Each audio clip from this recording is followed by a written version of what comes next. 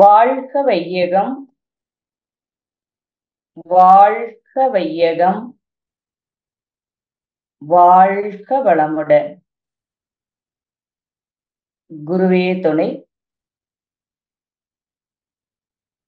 பேரன்பிற்கும் பெருமதிப்பிற்கும் உரிய சான்றோர் பெருமக்கள் அனைவருக்கும் பணிவான வணக்கங்களையும் வாழ்த்துக்களையும் உரித்தாக்கிக் கொள்கின்றேன்.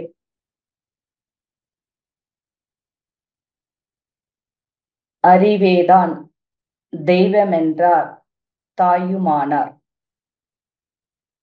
அகத்ததுதான் மெய்ப்பொருள் என்று எடுத்துக்காட்டி அறிவதனை அறிவித்தார் திருவள்ளுவர். அவ்வறிவை அறிவதற்கு முறைகள் சொன்னார் அறிஞர் திருமூலர்.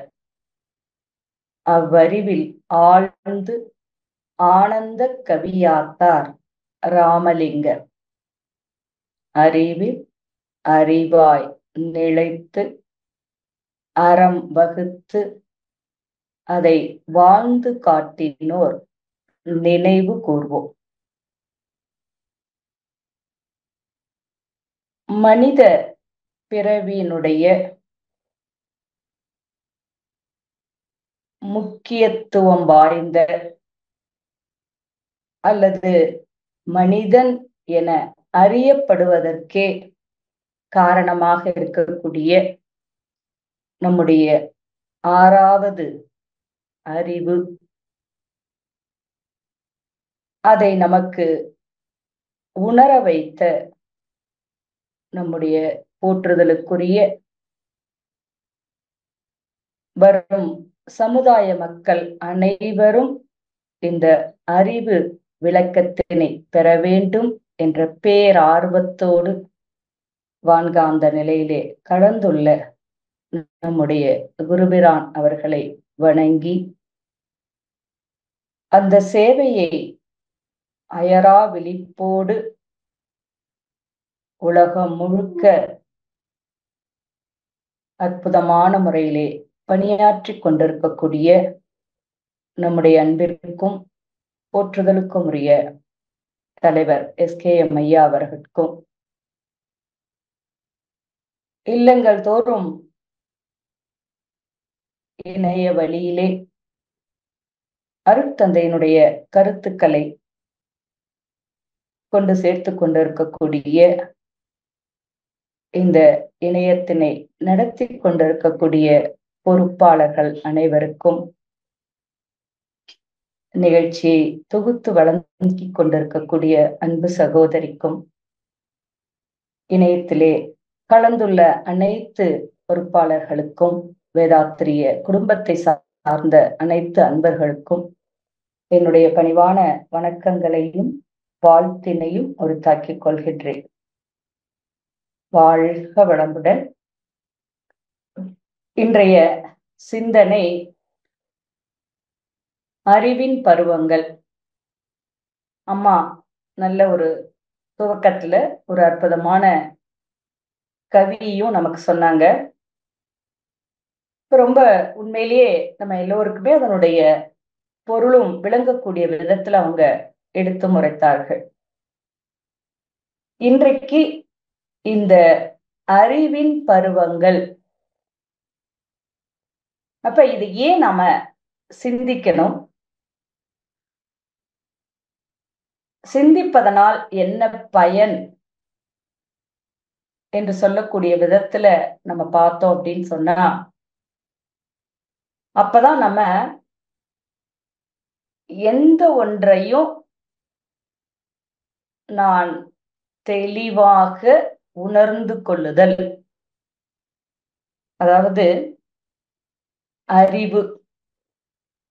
அப்ப நமக்கு எல்லாருக்குமே நம்முடைய மனவளக்கலைக்கு வர்றதுக்கு முன்னாடி அதுக்கு பேர் பகுத்தறிவு, ஆறாவது அறிவு அப்படின்லாம் சொல்லி கொடுத்திருப்பாங்க.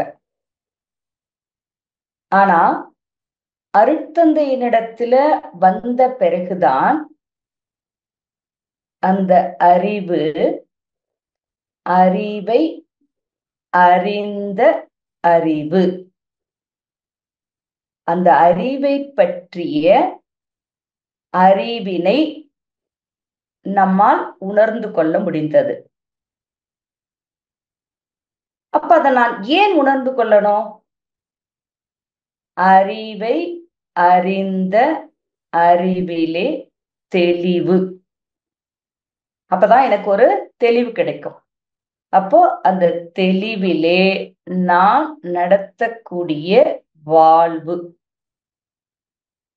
அப்ப நம்ம எங்க நம்முடைய அறிவை பற்றி நான் எந்த நிலையிலே நான் உணர்ந்து நிற்கின்றேன் என்று சொல்லக்கூடியத நான் உணர்ந்து கொள்ளுகின்ற பொழுது, ஏன்னா அறிவு அப்படின்னு சொல்லக்கூடியது எல்லையற்றது, பேதமற்றது. அறிவு என்பதோ களங்கமற்றது. அந்த வார்த்தைகள் எல்லாம் எவ்வளவு அற்புதமா நமக்கு அருட்தந்தை கொடுத்திருக்காங்க பாருங்க. அன்பு ஒன்றே அதன் இயல்பாம். அறிவு என்பது களங்கமற்றது, அன்பு ஒன்றே அதன் இயல்பாம். அனுபவம் தேவைகள் எனும் இரண்டால் அறிவே குணங்களாய் களங்கமுற்றது. இப்ப இந்த அறிவு எதனால? அனுபவத்தினாலையும் தேவைகள்னாலையும், இல்லையா? இப்ப நமக்கு அதுக்கு ரொம்ப எக்ஸ்பிளைன் பண்ணணுங்கிற அவசியம் இல்லை. நம்முடைய தேவைகள் காரணமாகத்தான் நம்ம நிறைய எல்லாவற்றையும் நாம் அனுபவிக்கின்றோம். அப்ப அந்த அனுபவம் எனக்கு இன்பத்தினை கொஞ்சம் கொடுத்துச்சு அப்படின்னு சொன்னா கூட, அப்ப உடனடியா அறிவு என்ன செஞ்சிடுது? ஒரு எல்லை கட்டிடுது. இந்த அனுபவம் எப்பவும் என்னை விட்டு போயிடக்கூடாது, என்னோட மட்டும் இல்ல, எனக்கு தொடர்ந்து வரக்கூடிய சந்ததிகளுக்கும் இது பயனளிக்கக்கூடியதாக இருக்கணும். அப்ப இதை யாரும் கவராத அளவுக்கு அதை நான் ப்ரொடெக்ட் பண்ணிக்கொள்ளணும் அப்படின்னு நிறைய எவ்வளவு திங்க் பண்ணுது. அப்ப நம்ம இந்த அனுபவம் தேவைகள் இது இல்லாம வாழவும் முடியாது, இந்த அறிவுல இது இல்லாம இருக்கவும் முடியாது. பட் இந்த இரண்டினாலதான், சரியான ஒரு தெளிதல் புரிதல் இல்லாத காரணத்தினால்தான் அது குணங்களாய் களங்கமுற்றது. அறிவு அகம் நோக்கி தன் நிலை கண்டிட அகன்று போம் களங்கம். அப்ப அதே அறிவை நம்ம என்ன செய்யணும்? கொஞ்சம் அகம் நோக்கி தன்னிலை, அறிவு அப்படின்னு சொன்னா என்ன என்று சொல்லக்கூடிய விதத்துல தன்னிலை கண்டிட அகன்று போம் களங்கம். அப்ப என்ன ஆகும்? சுயம் ஆகும். சுயம்னா அதனுடைய ஒரிஜினாலிட்டி, அதனுடைய இயல்பு, அதனுடைய தன்மை என்று சொல்லக்கூடிய சுயம் ஆகும். அப்ப என்ன நமக்கு கிடைக்கும்னா அமைதி, அன்பு, தொண்டு இயல்பாகும். அந்நிலை நாடி அமைதி பெறுவீரே. அப்ப எப்படி ஒரு அழகா நம்ம இடத்துல இருக்கக்கூடிய அறிவு அப்படின்னு சொல்லக்கூடியதுல களங்கமற்றது. இந்த ஒரு வார்த்தைக்கு நான் பயனுள்ளவளாக, அல்லது இந்த ஒரு வார்த்தைக்கு நான் முதல்ல அர்த்தமுள்ளவர்களாக நாம் இருக்கின்றோமா? ஏன்னா அறிவு அப்படின்னு சொல்லக்கூடியதே சிந்திக்கக்கூடிய திறன், அதுதான் முக்கியம். அப்ப நம்ம எதை நம்ம செய்தாலும் சிந்தித்தே தெளிவாய், அப்படியே ஏற்றுக்கொள் அப்படின்னு சொல்லி அர்த்தந்தை சொல்லவே இல்லை, சிந்தித்தே தெளிவாய். அப்ப முதல்ல அறிவு என்பது களங்கமற்றது அப்படின்னு சொன்னா நான் வெறும் வார்த்தையாக சொல்லலாமே தவிர, பட் அது என்னால் முழுமையாக என்னால் அந்த வார்த்தைய ஒரு உள்ளார்ந்த விதமாக என்னால் நிச்சயமா சொல்ல முடியாது. ஏன்னா களங்கம் அப்படின்னு சொல்லக்கூடியது, ஏன்னா இந்த அறிவு அப்படின்னு சொல்லக்கூடியது உயிரினுடைய மையத்துல தந்தை தாய் ஈருயிரும் ஒன்று சேர்ந்து தலைத்து ஒரு உடலாகி உலகில் வந்தேன். அப்ப நான் மட்டுமே அதுக்கு காரணமாக இருக்க முடியாது.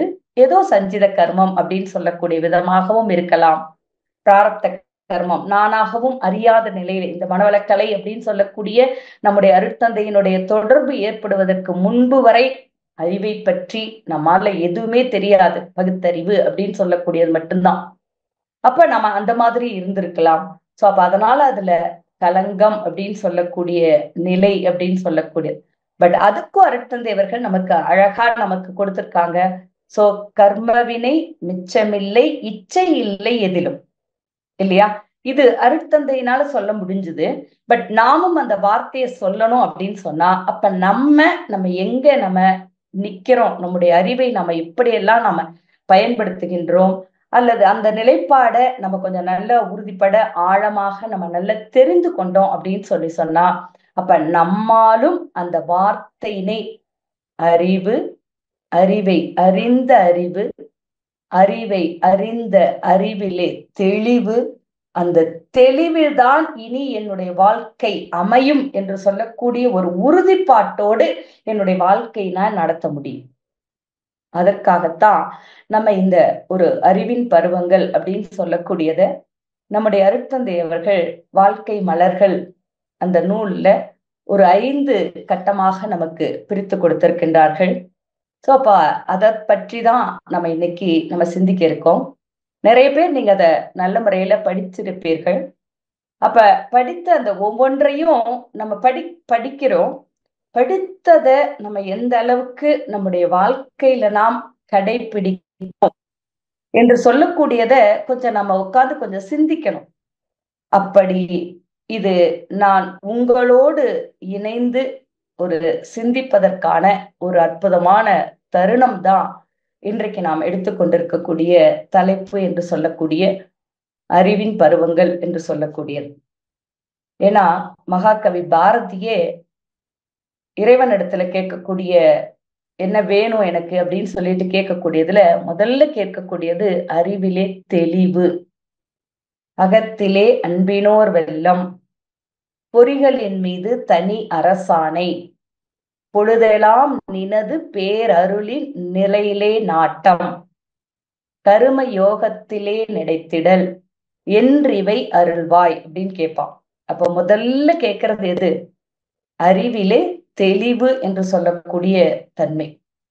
அப்ப நம்மிடத்துல இருக்கக்கூடிய அறிவு அப்படின்னு சொல்லக்கூடிய பார்த்தோம் அப்படின்னு சொன்னா எந்தெந்த நிலைப்பாடுகள்ல இருக்கு அப்படிங்கிறத நம்ம பார்த்தா முதல்ல அத அறிவினுடைய பருவங்கள்ல முதல்ல குறிக்கக்கூடியது மனிதனாக பிறந்தும் தான் மனித இனம் என அறிந்து கொள்ள முடியாத பருவம்.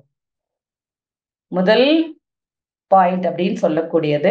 ஏன்னா அந்த வார்த்தைகள் எதுவுமே மாறாம இருக்கணும் அப்படின்னு சொல்றதுக்காக தான் அதை நான் எழுதி வச்சு நம்ம சொல்லணும் அப்படின்ட்டு. ஏன்னா அருட்தந்தையினுடைய வார்த்தைகள் ஒன்னொன்னு ரொம்ப ரொம்ப ஒரு வேதம் தான் அது. அந்த வார்த்தைகள் மனிதனாக பிறந்தும் தான் மனித இனம் என அறிந்து கொள்ள முடியாத பருவம், இல்லையா? அப்ப நம்ம ஒரு குழந்தை பருவம் அப்படிங்கிற மாதிரி நம்ம எடுத்துக்கொள்ளலாம். குழந்தைகள் மனிதர்கள் தான், ஆனா அவர்களுக்கு தெரியாது இல்லையா? அப்போ ஒரு சின்ன குழந்தைங்க நீங்க ஏதோ அந்த உட்கார ஸ்டேஜ்ல இருக்கக்கூடிய இல்ல நீங்க படுத்து அந்த குழந்தைங்க ஒரு 5 மாசம் வரைக்கும் அப்படியே படுத்திருக்கும் பாருங்க. அந்த மேல செவுத்துல ஒரு பல்லி அது பாட்டுக்கு சிரிக்கும். அது சிரிக்கிறதுக்கு என்ன காரணம் அப்படின்னு பாத்தீங்கன்னா சும்மா அந்த பல்லி அப்படி ஊந்து போகும், அது அப்படியே சிரிக்கும். இல்ல ஏதாவது இந்த ஃபேனோ நிழலோ ஏதாவது ஒண்ணு அந்த மாதிரி கொஞ்சம் அசைவு ஏதாவது ஒண்ணு தெரிஞ்சிச்சுன்னா அந்த குழந்தைங்க அப்படி ஒரு ஆனந்தமா சிரிக்கும். வீட்டுல பாட்டிங்கெல்லாம் சொல்லுவாங்க, அதாவது அதுக்கு நான் அதை பார்த்து சிரிக்குதா அல்லது இந்த குழந்தைங்க அந்த மாதிரி சிரிச்சா இறைவன் சிரிப்பு பூட்டுவான் அப்படின்னு சொல்லுவாங்க. எவ்வளவு ஒரு அற்புதமான ஒரு பருவம் பாருங்க, இல்லையா? நாம கூட இப்ப நம்ம ஒரு நீங்க திருப்பி ஒரு திருமண வாழ்க்கை அப்படின்னு சொல்லக்கூடியதுக்கு யாராவது நீங்க போங்க அப்படின்னு சொன்னா நம்ம எனக்கு அந்த பருவம் திருப்பி உங்களுக்கு கொடுக்குறோம் அப்படின்னு சொன்னா நம்ம எல்லாரும் அக்செப்ட் பண்ணிக்கொள்வோமா அப்படிங்கிறது தெரியாது. ஆனா ஒரு குழந்தை பருவம் உங்களுக்கு நான் கொடுக்குறேன் அப்படின்னு சொன்னா அப்படின்னு ஒரு வேலை ஒரு நிலைப்பாடு இருந்துச்சு அப்படின்னு சொன்னா நம்ம எல்லாருமே என்ன செய்வோம்? ஈஸியா கண்டிப்பா நம்ம அதுக்கு போலாம் அப்படின்னு சொல்ற மாதிரி அப்படி எல்லோராலும் விரும்பக்கூடிய எல்லோராலும் ஒரு ஏற்றுக்கொள்ளக்கூடிய அந்த ஒரு பருவம் அப்படின்னு சொல்லக்கூடியது. மனிதன் தான். ஆனாலும் மனித இனம், நம்ம மனிதர்கள் தான். ஏன்னா ஒரு நெருப்பு, ஒரு ஏதாவது ஒரு விளக்கு இருந்தா அது விளக்கு சுடும் அப்படின்னு கூட தெரியாது. அது போய் என்ன செய்யும்? சுட்டுக்கும். எதையுமே அதுக்கு பேதம் கிடையாது. நம்ம அதுல சொன்ன மாதிரிதான், களங்கம் கிடையாது, பேதம் இல்லை. என்ன சொன்னாலும் புரிந்து கொள்ளும். அதுவும் சயின்டிபிக்கவா சொல்றாங்க, 5 வயதிற்குள்ளாக நீங்க என்ன கத்துக் கொடுத்தாலும் அந்த குழந்தை பருவம் அப்படின்னு சொல்லக்கூடியதுல அவைகள் எல்லாம் நல்ல முறையில கற்றுக்கொள்ளும். ரொம்ப ரசிக்கும். கரெக்ட் தந்தி சொல்லுவாங்க, ஒரு ரூம்ல நல்ல எவ்வளவு விலை உயர்ந்த ஒரு நல்ல விளையாட்டு பொருட்கள் அப்படின்னு சொல்லக்கூடியது எல்லாம் நீங்க வாங்கி போட்டுட்டு, அதே ரூம்ல ஒரு சின்ன ஏணி இல்லைன்னா ஒரு சின்ன மரக்கிளை அந்த மாதிரி எதையாவது ஒண்ணு வச்சுட்டு நீங்க அந்த ரூம் கதவை திறந்து குழந்தைங்களை உள்ள விட்டோம்னு வச்சுக்கோங்க, குழந்தைங்க முதல்ல எங்க போகும்? ஒண்ணு அந்த ஏணியில ஏறும், இல்லைன்னா அந்த மரக்கிளை தான் பிடிக்கும். இந்த பொருட்களை எல்லாத்தையும் அதுங்க என்ன பண்ணக்கூடாது? திரும்பி கூட பார்க்காது. ஏன்னா குழந்தைகள் அப்படி அந்த இயற்கையோடு அந்த அறிவுல இன்னும் அனுபவம் தேவைகை இவையெல்லாம் பதிவாகாத காரணத்தினால, அப்ப எதை ஒட்டியதாக இருக்கும்? இயற்கையை ஒட்டியதாக இருக்கக்கூடிய ஒரு பருவம் அப்படின்னு சொல்லக்கூடியது. அப்ப நம்ம இங்க அப்ப அப்படியே அதே பருவத்திலேயே இருந்துட முடியுமா? என்னுடைய அறிவு இருக்க முடியாது. ஏனென்றால் உடல் வளர்ச்சி அப்படின்னு சொல்லக்கூடியது, அதனுடைய தேவைகள் அப்படின்னு சொல்லக்கூடியது அதிகரிக்கின்ற பொழுது, அப்ப கண்டிப்பா அந்த அறிவினுடைய மலர்ச்சி அப்படின்னு சொல்லக்கூடியதும் நிச்சயமா ஆரம்பிக்கும். அப்ப நம்ம என்ன செய்யணும் அப்படின்னு கேட்டா, அருட்தந்தை அவர்கள் உலக சமாதான திட்டத்திலேயே சொல்லுவாங்க, குழந்தை வளர்ப்பு அப்படின்னு சொல்லக்கூடியது நல்ல அறிஞர் பெருமக்களால் அந்த குழந்தைகளை வளர்க்கக்கூடிய ஒரு பொறுப்பினை நாம் எடுத்துக்கொள்ளுதல் வேண்டும் இல்லையா? ஓருலக ஆட்சி உயர் ஒழுக்கத்தோடு உலகினிலே குழந்தைகளை வளர்க்கும் திட்டம். அப்ப நம்ம அந்த வயதுல இருந்தே எப்படி இப்ப ஒரு ஒரு உண்டியல் ஒண்ணு வாங்கி கொடுத்து நீ ஏதாவது பண்ணினேன்னா நான் உனக்கு அதுக்கு நான் காசு தருவேன், நீ அந்த உண்டியல்ல போடு, அப்பதான் குழந்தைங்களுக்கு ஒரு சேமிக்கக்கூடிய பழக்கம் வரும் அப்படின்னு சொல்லி நம்ம எப்படி நம்ம அதை சொல்லி கொடுக்கிறோமோ, அதே போல நீ வளருகின்ற பொழுது உன்னுடைய அறிவு எல்லோருக்கும் பயன் தரத்தக்க வகையிலே அமைய வேண்டும். இந்த சமுதாயத்திற்கு உன்னுடைய அறிவினுடைய பங்களிப்பும் தேவை. அப்படி சின்ன வயசுல இருந்தே நம்ம மலை வாழ்த்து, இரண்டொழுக்க பண்பாடு என்று சொல்லக்கூடியது எல்லாம் நம்ம டெய்லி நம்ம அவர்களுக்கு சொல்லி இந்த சமுதாயத்தினுடைய மேன்மையும் கொஞ்சம் நம்ம அவர்களுக்கு உணர வைக்கின்ற பொழுது, அப்ப கண்டிப்பாக அந்த குழந்தைங்க நல்ல அறிவு நிலையிலே உயர்கின்ற பொழுது, அப்ப நிச்சயமா கொஞ்சம் அவங்க யோசிப்பாங்க, நம்ம சின்ன வயசுல நமக்கு இதெல்லாம் சொல்லியிருக்காங்க, சோ அப்ப அதை நாம செயல்படுத்த வேண்டும் என்று சொல்லக்கூடிய விதத்துல. அப்ப நம்ம நம்முடைய அறிவு அப்படின்னு சொல்லக்கூடியது மனிதனாக பிறந்தும் தான் மனித இனம் என அறிந்து கொள்ள முடியாத பருவம் அப்படின்னு சொல்லக்கூடியதா எல்லாருக்கும் இருக்கக்கூடிய ஒரு இயல்பான இளமை அப்படின்னு சொல்லக்கூடிய விதத்துல, அல்லது இன்னும் குழந்தை பிராயம் அப்படின்னு சொல்லக்கூடிய நிலையில இருக்கக்கூடிய ஒரு அறிவு அப்படின்னு சொல்லக்கூடியது. அதற்கு அடுத்ததா பாத்தீங்கன்னு சொன்னா, மனிதன் என அறிந்தும் மனிதனாக நடந்து கொள்ள தெரியாத பருவம் இல்லையா? இது ரொம்ப கண்டிப்பா நிறைய நம்ம பார்க்கலாம். மனிதர்கள் தான், ஆனா அவங்க மனிதனாக நடந்து கொள்கிறார்களா அப்படின்னு பார்த்தோம் அப்படின்னு சொன்னா, நிறைய சமுதாயத்துல அந்த ஏற்றத்தாழ்வுகள் அப்படின்னு சொல்லக்கூடியது இருக்கு. அப்ப அதுக்கு என்ன அடிப்படை காரணம் அப்படின்னு சொன்னா, நம்முடைய ஒரு அறியாமை அப்படின்னு சொல்லக்கூடியதான். செயலுக்கு விளைவு அப்படின்னு சொல்லக்கூடியது புரியாத இருக்கக்கூடிய ஒரு தன்மை. அப்ப முதல்ல நம்ம செய்யக்கூடிய பணி அப்படின்னு சொல்லக்கூடியது என்ன அப்படின்னு பார்த்தோம்னு சொன்னா, உழவன் தங்கவேல் என்ன அடிக்கடி சொல்லுவாங்க. அதாவது மனவளக்கலையை பயிற்சி செய்யல அப்படின்னு சொன்னா கூட பரவாயில்ல. ஆனா மனவளக்கலை அப்படின்னு சொல்லக்கூடிய ஒன்று உள்ளது. அது என்னை மேம்படுத்தும் அப்படின்னு சொல்லக்கூடிய மனவளக்கலையினை அறியாதவர்கள் யாருமே இருக்கக்கூடாது. எல்லோருக்கும் இந்த ஒரு பயிற்சி திட்டம் அப்படின்னு சொல்லக்கூடியது நம்ம கொண்டு போய் சேர்க்க வேண்டியது நம்முடைய பொறுப்பு. அப்ப நம்ம அதுதான் ஓவரி எடுத்தவங்க அதை செய்ய வேண்டாம் அப்படின்னு சொல்லக்கூடியவர்களை மனிதனாக நடத்தக்கூடிய ஒரு தன்மை.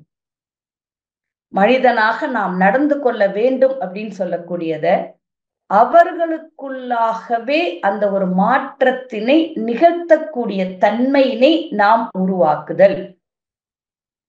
அது ரொம்ப ஈஸி, வேற ஒண்ணுமே இல்லை. நாமளே பயிற்சியாளர்களாக இருந்தாலும் கூட நாமளே அந்த நிலைப்பாட்டுல இருக்கமா அப்படின்னு நிறைய நேரங்கள்ல நம்ம யோசிக்க தோணுது. அப்ப பயிற்சியே இல்லாதவங்க, அப்ப அவர்களை நம்ம எந்த விதத்திலையும் நம்ம குறை சொல்லி விதத்திலையும் அப்ப நம்ம என்ன செய்யணும்? அப்ப நம்ம இங்க பார்த்தோம் அப்படின்னு சொன்னா வேற எதுவுமே தேவையில்லை. நம்முடைய அருட்தந்தையினுடைய அப்படின்னு சொல்லக்கூடிய கல்வி அத மட்டும்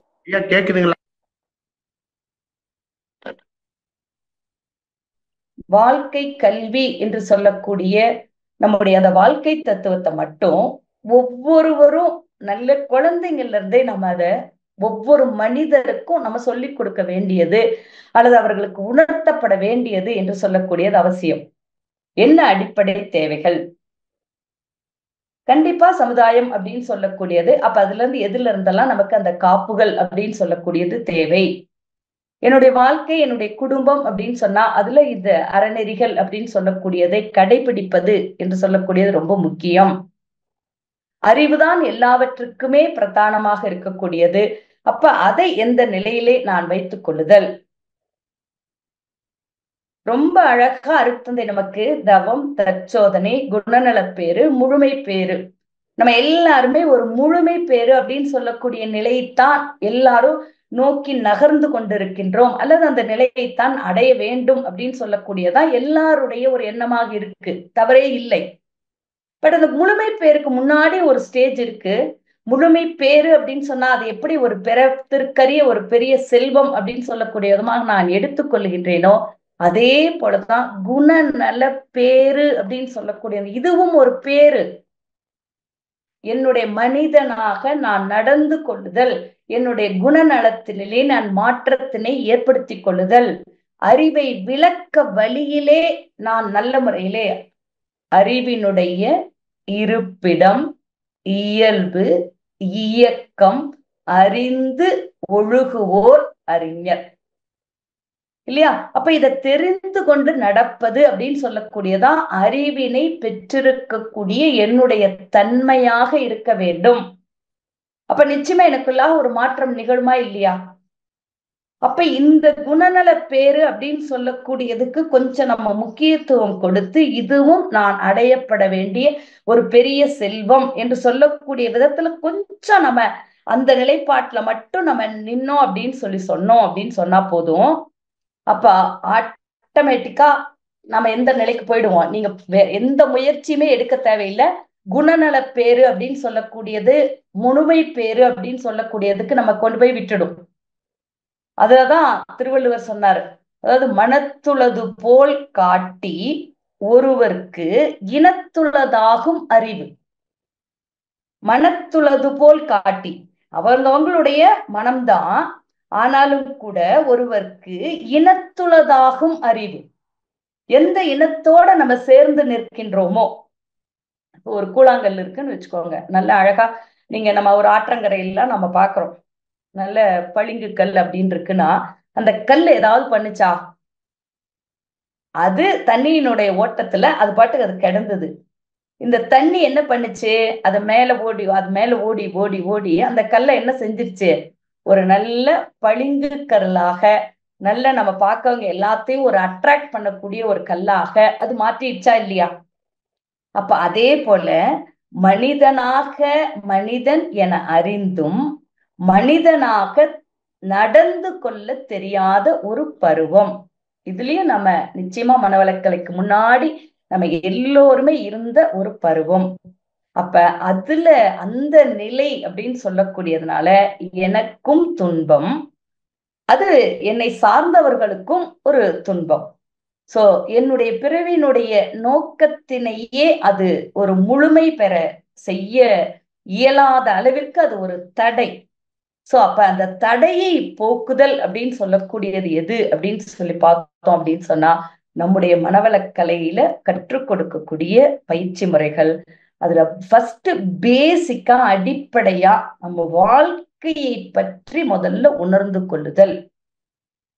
வாழ்க்கை தத்துவம் அப்படின்னு சொல்லக்கூடியத நல்ல ஆழமாக அவர்களுக்குள்ளாக நம்ம வரக்கூடிய பயிற்சியாளர்களுக்குள்ளாக அல்லது ஒவ்வொரு மனிதருக்குள்ளாகவும் அதை நம்ம ஆழமா கொடுத்துட்டோம் அப்படின்னு சொன்னா, அப்ப நிச்சயமா அத்தனை தத்துவங்களுமே எனக்கு அந்த தத்துவத்துக்குள்ளாக அடங்கிவிடும், அல்லது அந்த ஒரு உணர்தல் புரிதல் அப்படின்னு சொல்லக்கூடியதுக்கு அவர்களாக மலர்ந்து விடும் அப்படின்னு சொல்லக்கூடிய நம்பிக்கை எனக்குள்ளாக நல்ல நிறைய உண்டு.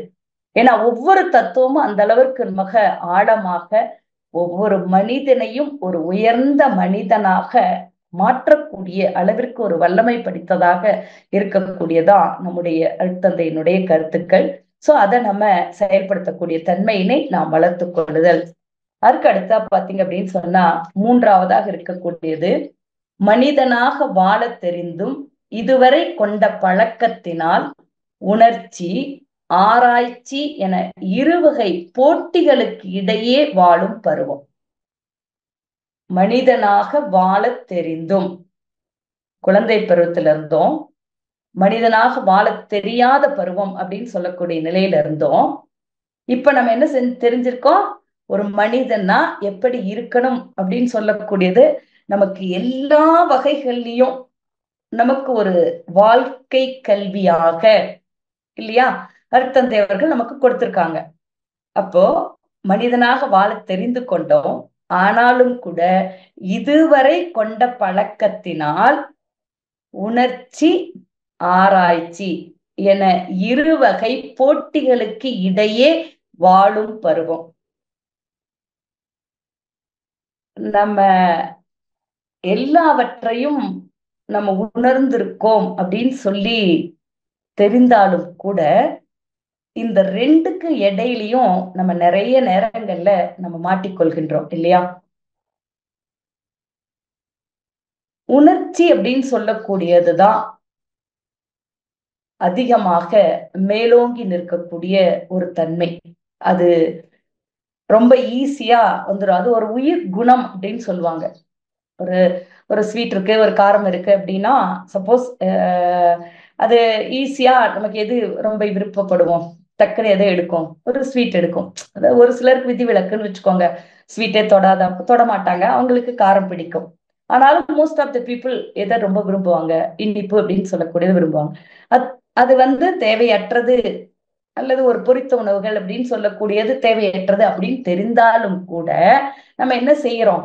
அதுல கொஞ்சம் நமக்கு ஒரு விருப்பம் இல்லையா, அதை நோக்கிய ஒரு ஆசை அப்படின்னு சொல்லக்கூடியதெல்லாம் நமக்கு வந்துட்டு தானே இருக்கு.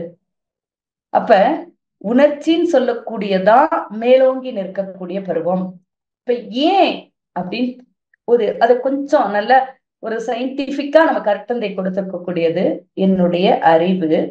இந்த அறிவு, அனுபவம், தேவைகள் அப்படின்னு சொல்லக்கூடிய இந்த ரெண்டு வேணும், அதுக்கு இல்லாம முடியாது. அப்ப இந்த ரெண்டுத்தினால இந்த புலன் அறிவாக அது மாற்றம் பெற்று எல்லை கட்டிக் கொள்ளுகின்றது.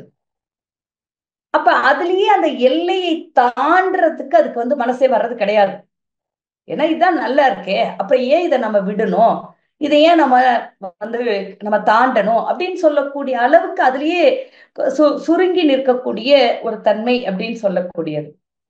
அப்ப நம்ம அதுல இருந்து கொஞ்சம் அகம் நோக்கி, அப்ப நம்ம இங்க அது சிற்றறிவு அப்படின்னு சொல்லக்கூடிய இந்த உயிரினுடைய மூலம்தான், உயிரினுடைய மையத்துலதான் அந்த அறிவு அப்படின்னு சொல்லக்கூடிய நிலைப்பாட்டுல செயல்பட்டு கொண்டிருக்கக்கூடிய தன்மை. அப்ப இந்த சிற்றறிவு அப்படின்னு சொல்லக்கூடிய நிலையும் இன்னும் கொஞ்சம் உள்ள நான் ஒடுங்குகின்ற பொழுது அப்ப அதுவேதான் பேரறிவு. ஏன்னா என்னுடைய அறிவு அப்படின்னு சொல்லக்கூடியது எல்லையற்றது அப்படின்னு சொன்னா புலனறிவாக இது எல்லை கட்டி கொள்ளுகிறது. அப்போ இந்த எல்லை கட்டிய இந்த அறிவினுடைய ஒரு மூலம் அப்படின்னு சொல்லக்கூடியது என்னுடைய உயிர் இல்லையா? இந்த உயிர் அப்படின்னு சொல்லக்கூடியதற்கு மூலம் உண்டு. ஆனா இதனுடைய இந்த உயிருக்கு முடிவு அப்படின்னு சொல்லக்கூடியது இல்லை. அப்ப இந்த சிற்றறிவு, இந்த உயிர் அப்படின்னு சொல்லக்கூடியதனுடைய மூலமாக இருக்கக்கூடிய பேரறிவு அப்படின்னு சொல்லக்கூடியதற்கு மூலமும் இல்லை, முடிவும் இல்லை, அல்லது மையமும் இல்லை, முடிவும் இல்லை, இல்லையா? எல்லை அற்றது. அப்ப என்னுடைய அறிவு அப்படின்னு சொல்லக்கூடியதுல நம்ம இந்த பிரபஞ்சத்துல இருக்கக்கூடிய அனைத்தையும் உணர்ந்து கொள்ளக்கூடிய அளவிற்கு ஆற்றல் பெற்றது, பேரறிவானது. இப்போ இந்த பேரறிவினுடைய தன்மையும் இந்த உயிரறிவு என்று சொல்லக்கூடிய சிற்றறிவு அதனுடைய தன்மையும் இந்த புலன் அறிவு அப்படின்னு சொன்னா எதனால் அது புலனறிவாக இயங்கிக் கொண்டிருக்கக்கூடியது என்று சொல்லக்கூடிய உண்மைகள் எல்லாவற்றையுமே இந்த மூன்றையும் புரிந்து கொண்டோம் அப்படின்னு சொன்னா, அல்லது நல்ல தெளிவாக உணர்ந்து கொண்டோம் அப்படின்னு சொன்னா, பேரறிவு, சிற்றறிவு, புலனறிவு இம்மூன்றும் பிறழாது ஒன்றோடு ஒன்று இணைந்து இயங்கும் சீரமைப்பின் அளவு ஒக்க. ஒவ்வொரு வார்த்தையும் எவ்வளவு அழகா இத எப்படி இது ஒரு இறை வார்த்தை தானே இது. பேரறிவு, சிற்றறிவு, புலனறிவு இம்மூன்றும் பிறழாது ஒன்றோடு ஒன்று இணைந்து இயங்கும் சீரமைப்பின் அளவு ஒக்க சிந்தைக்கும் உடலுக்கும் சிறப்பு உண்டாம். இனிமையும் அமைதியும் உள வாழ்வாகும். இனிமையும் அமைதியும் உங்களுடைய அறிவுல இருக்கணும் அப்படின்னு சொன்னா இந்த மூன்றுத்தையும் நீங்க கணக்குல எடுத்துக்கோங்க. அதை விட இன்னும் அழகா அற்புதமா நமக்கு 2 வரியில எல்லாம் சொல்லியிருக்காங்க. நமக்கு தெரிஞ்சதான், அறிவை உணர்ச்சி வெல்வது இயல்பு, அறிவால் உணர்ச்சியை வெல்வது உயர்வு, இல்லையா?